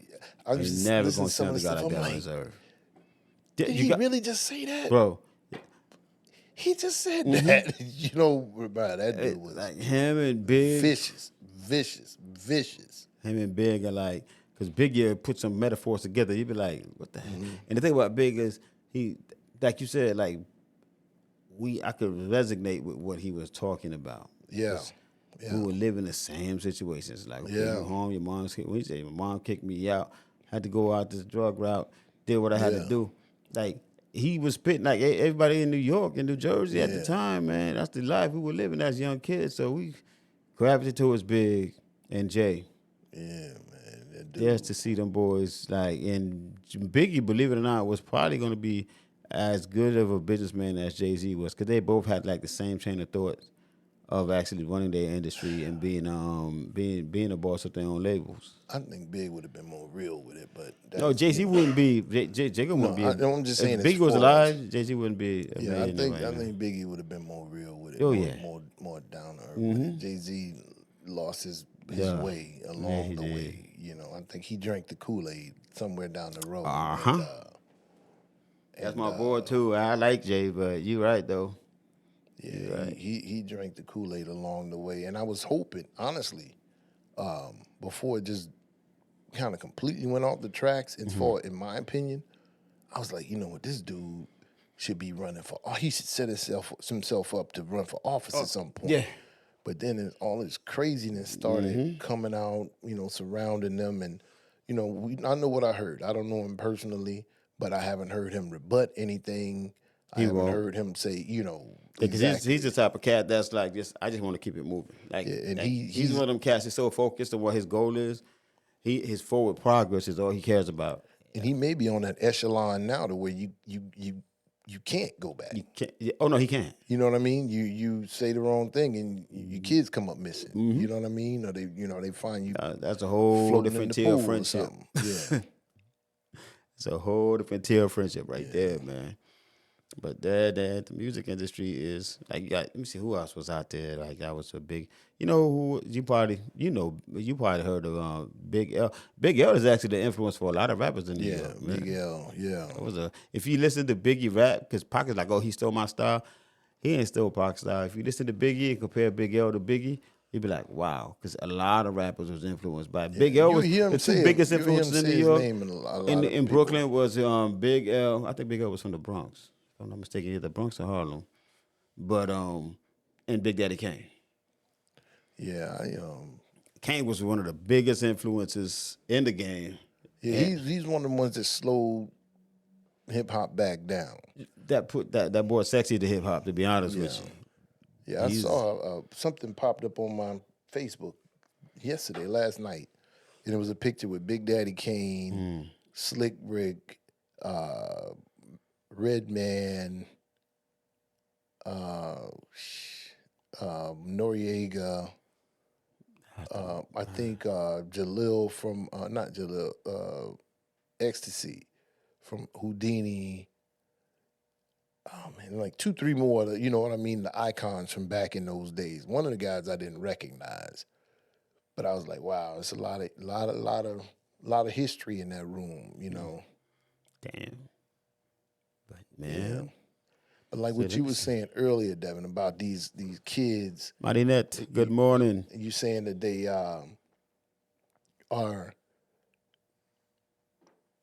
glorifying, that all this killing and all of that kind of stuff. They don't even, because a lot of them are learning what they know about the hood from sensationalized movies and stuff like that. All this craziness. And the hood really wasn't like that. Stuff happened. Yeah, but it wasn't like every you weren't day, running. You weren't running for your life the whole time. Day. There were times when you were gonna run for your life, but you weren't. That wasn't like the crux of your existence. You weren't every peeking out the door like this to go to school every morning. We used to be comfortable, dog. It was really comfortable. Yeah, we saw somebody get their head cracked open, we'd be only getting on the school bus. Man, you see, man, he bust. You know what I'm saying? It was like we were desensitized to it to that degree. It was like, it was fight. And then you see them same 2 guys later on chilling, hanging out together or whatever. So it wasn't like all of these, and they make it seem like every drug dealer is this mean, tough killer. I know. I hate that persona. That's the stupidest thing in the world. These were your cousins, your brothers, your friends' brothers, your aunts, your uncle. You knew these people. Yeah. You know what I mean? These were basically family. So it wasn't like, oh, he's a drug dealer, so he's going to kill me. You know what I mean? Like all the drug dealers I know are the chillest people I know. Exactly. They don't want no trouble. If you're playing football, they pay for your cleats. Yeah, they'll be the ones that tell you straight up, this life ain't built for you, or bro. Stay in school, yeah. boy. They'll be the ones that come to you and just really mentor you while you out there. Yeah, it wasn't, and they kill me with that. And on every movie, it's some of the most cornball looking dudes, and they overdress and like, oh, he wears suits all the time, so he's a drug dealer. Nobody dressed like that. None. Nobody dressed like that. Nobody behaved like that. Oh, and they'll be like, oh, I'm sorry, I don't have your money today. And then they man go over there and kill him or beat him up or what? What you gonna kill him for? You definitely not gonna get your money now. Right. Yeah. Stupid. But Hollywood has made it like that. And that's why you see a lot of these kids like the T.I.'s son and Michael Irvin's son, and they're talking about this life. They're talking about what they see in new movies. That is not even how it is in the hood. I go back to my hood now. Now, my wife is from Detroit, which is a whole another type of hood. But where I grew up in Little Haines City was like a microcosm of Detroit. Same flavor. She knew her thugs. I know my thugs. So I pull up at, we call it the Cuban store. I actually think the guys are Arabian or something like that. But in my hood, they call it the Cuban store. They call it the Cuban store. So, and it's right across the street from where I grew up at. And, I pull up in there. I don't even think about it. I jump out, windows down, doors unlocked. And she's like, Robert, will you let the windows up, And I'm like, they're not going to bother you because everybody knows me, even the younger generation. They like, Mom, what's up, Stewart, And so I don't feel no fear. Yeah, she's like, what are you doing? The window's up. We're here. Turn down Martin Luther King Boulevard. And that's exactly what it used to be 11th Street, but now it's Martin Luther King Boulevard. But so my house was literally on Martin Luther King Boulevard. So it gives you an indication of, how close the proximity it is in the hood. But why every city got that? Martin Luther King Boulevard is always in the fucking hood. Why? Why? Go to Newark. It's the same thing in Newark. I'm going to take the high road and say they've tried to put it where people that are associated with it can appreciate it. That's what I'm gonna say. That's it. Okay. But really and truly, it's that. What's that thing they say? Drop a pin where you at. Yeah. So you could drop a pin on Martin Luther King. You know that's the hood. If your hotel is on Martin Luther King, book somewhere else. Go to George Washington Street. Yeah, exactly. But, Oh my but God. that's funny though, because it was 11th Street all those years, and now it's Martin Luther King Boulevard. That's crazy, man. MLK Boulevard is where you don't want to go. Because in Newark, it's like, yeah, Martin Luther King Boulevard. When you're younger, you're like, oh, we go to Martin Luther King Boulevard. We get up there, tie your shoes, look down. Don't say nothing to nobody. I'm like, we're on Martin Luther King Boulevard, though. What the hell? I got to just be. Act like you've been here before. Don't wear no reds. Don't wear no blues. Don't wear no nothing. I swear to God. Act like you've been here before. Point, man. Act like you've been here before. Don't be looking around like you ain't, like you feeling out of place. No, and certain people you can't. I remember when we went over there to Newark to get some sneakers. These cats walked in. They were like, "Don't pick out your sneakers yet. You gotta wait till they leave." Like, what you do that for? If you pick out your sneakers before they leave, when you leave, they're gonna jack your shit. So you have to really like watch who's in the stores when you're buying something to know when to buy and when not to buy. Yeah, I ain't wearing my good coat over there. No, especially them starter jackets, the pullover joints, man. They were trying to get everybody for them joints and the Jordans. Yeah, the Jordans. Pick some ugly shit off the wall just to trick them. Just sit there and look at it. They'll look at you and be like, Look at T-shirts till they get outside. For real, it was rappers, man. They used to go up to Jacobs. Yeah. And these boys in the white vans be out there. They used to go walk in there and just walk out. I'm like, you ain't getting nothing? Touches in there right now. You see the van outside, right? Means ain't nobody safe with their jewels, so we're going to go ahead and leave and circle the block back later. Because honestly, even like a lot of the rappers, unless you know they were really living that life, that were popular in the especially mid-late 80s and some of them early 80s.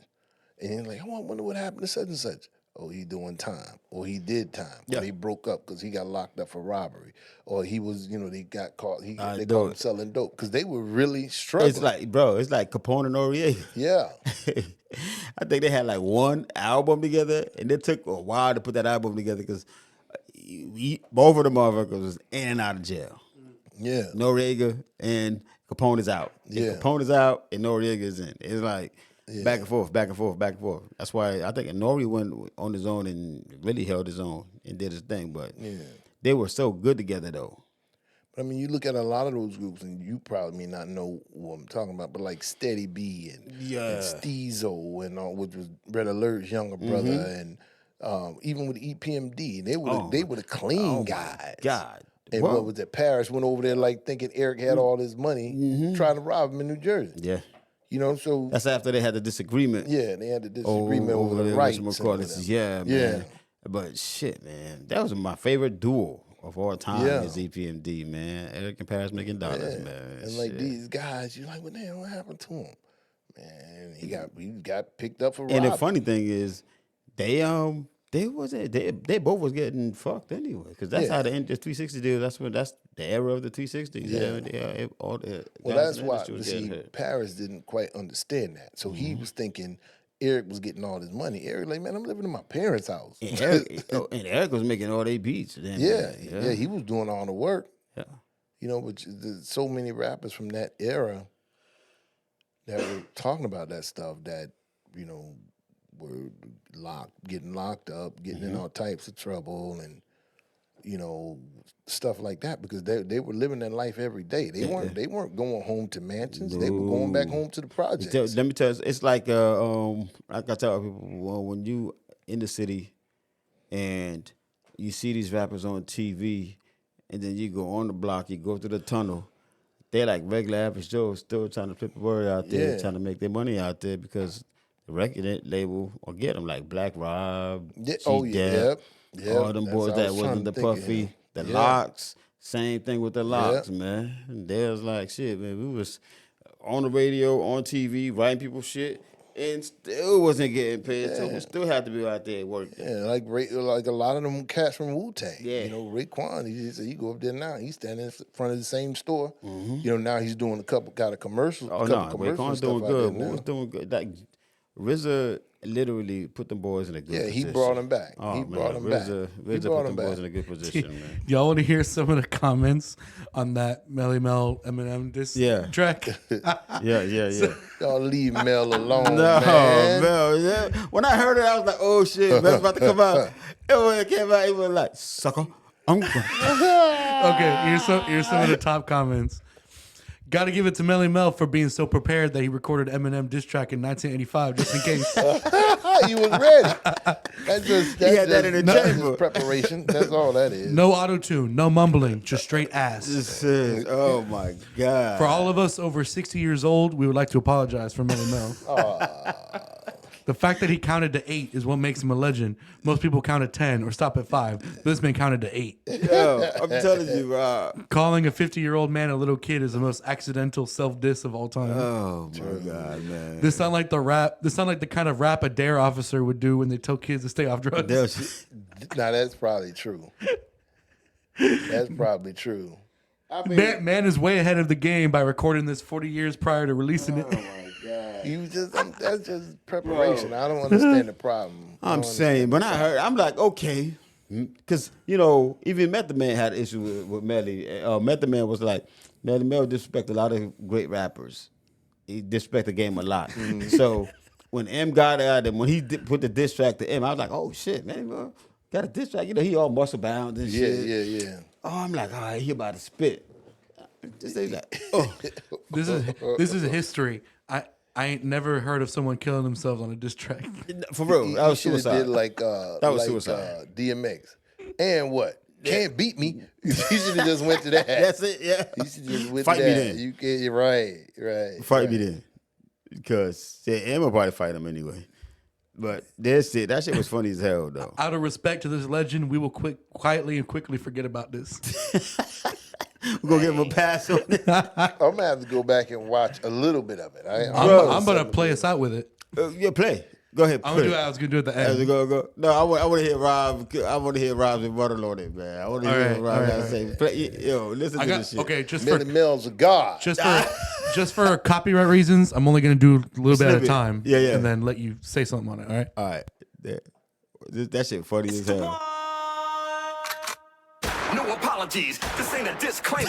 I'm the king of legend, the first Hall of Famer. Making diss tracks, I know you with that. Now everybody get ready for the kickback. Why you hurt, why you mad, now you look bad. Like a roach just crawled out of your book bag. In a packed class, you lack class. Go to bed with no supper, cause you gotta suffer the backlash. The top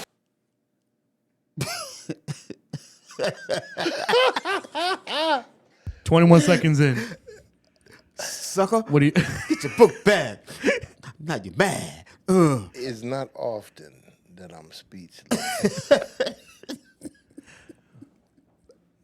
That was so good. I don't even know. Dude. And that's the shots at Eminem, dog. You go, a roach just crawled out of That's your your book bag. Like, ooh. He literally went to the Bars. Projects 1977 on that, for real.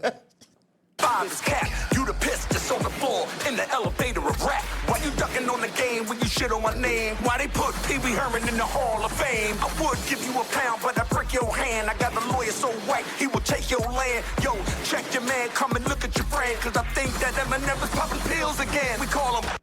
You said I was so got the lawyer taking your land. Like what? My lawyer's so white, he'll take your land. That's kind of funny. That's kind of a bar. I'll let that one go. I can't give him that one. I can't give him that one. No? Dad. Nah, I thought it was kinda funny. That's twice in the same morning that I've been speechless. Do we count this as one speechless or That's two but separate that's two speechlesses? because he's playing. That's two separate speechlesses. And he's talking We about call 'em- rats in the elevator. Elevator. Definitely Projects And 1977. then he said the projects. I'll run it back a little bit. He actually He said will take Projects? your land. Yo, check your man, come and look at your friend, cause I think that Eminem is popping pills again. We call him Bill Clinton or either Bill Gates. What pill did homie take to make him hate the great? Think you are, but you ain't. Still, you made a mistake. Hit a 1, 2, 3, 4, 5, 6, 7, 8. I'm I'ma give your fans one more chance to go online and re-energize that bromance. After that, say your last goodbye. Cover 4, put Matthews lights out. I'm turning up this fucking Wi-Fi. Another little kid, don't hate the greats. More white chalk, more yellow tape. Who that? Who that? Belly Bell. Rah. You had to tape more white chalk. He said more White talk, more yellow tape. More yellow tape. And he put literally the 1984 first introduction of the 808 to rap. He's like, let's put some bass in it. Let's put some bass in it. Let him hear that bass. Well, that's gonna have a bumping. And I'm picturing him in the sound booth. He in it. Oh yeah, doing push-ups. Oh yeah, he in there. Pull up killing on and everything. Oh yeah, He in digging there it. He killing stepped out of there like, ooh, I just ended his career. On fire. That's fire. Yo, because previously to this, they asked him about dissing Eminem or whatever, and he's like, "It'll be the easiest thing I ever did." That for real. He said that. Oh yeah, closed casket. Yeah, yeah. Hey, Done. obviously the easiest thing he ever did. He spent the whole 35 seconds writing that song.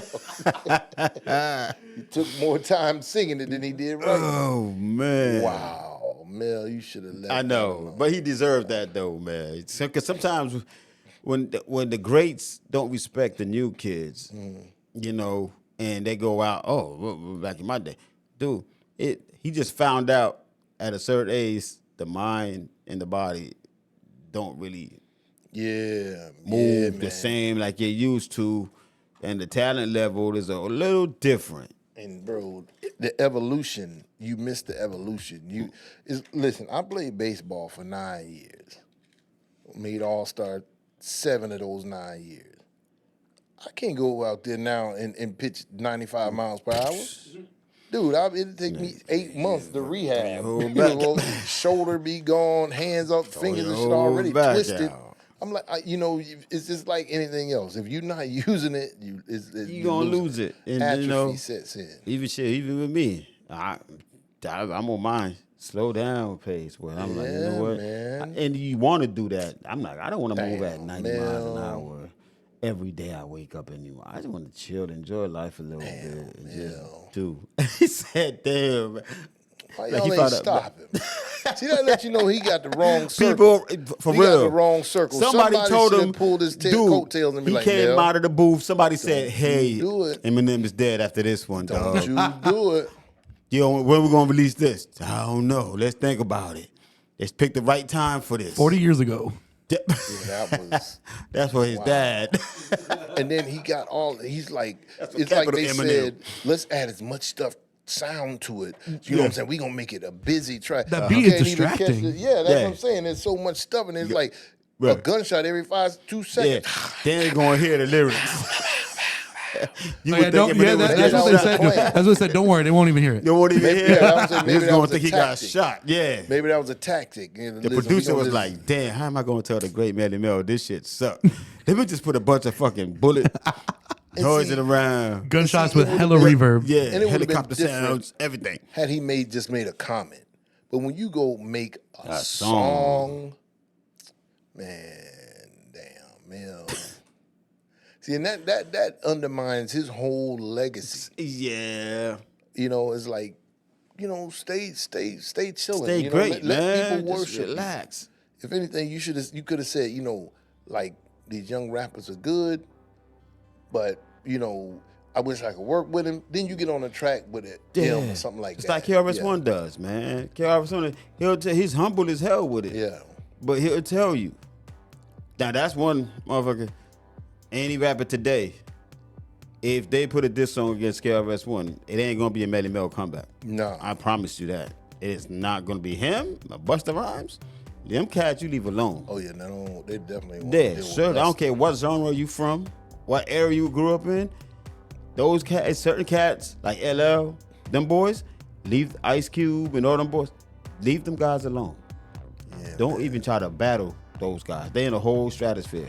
Different that than everybody else is on. It's like basketball, talk about Kobe and Jordan and everybody else. Because them No, you don't want to. You don't want to do that. You don't want to do. Busta, everybody's scared of Busta. Nobody want to do a versus. Yeah, with no, Busta. they don't want to mess with Busta. Nobody want to do it. Busta, Missy Elliott.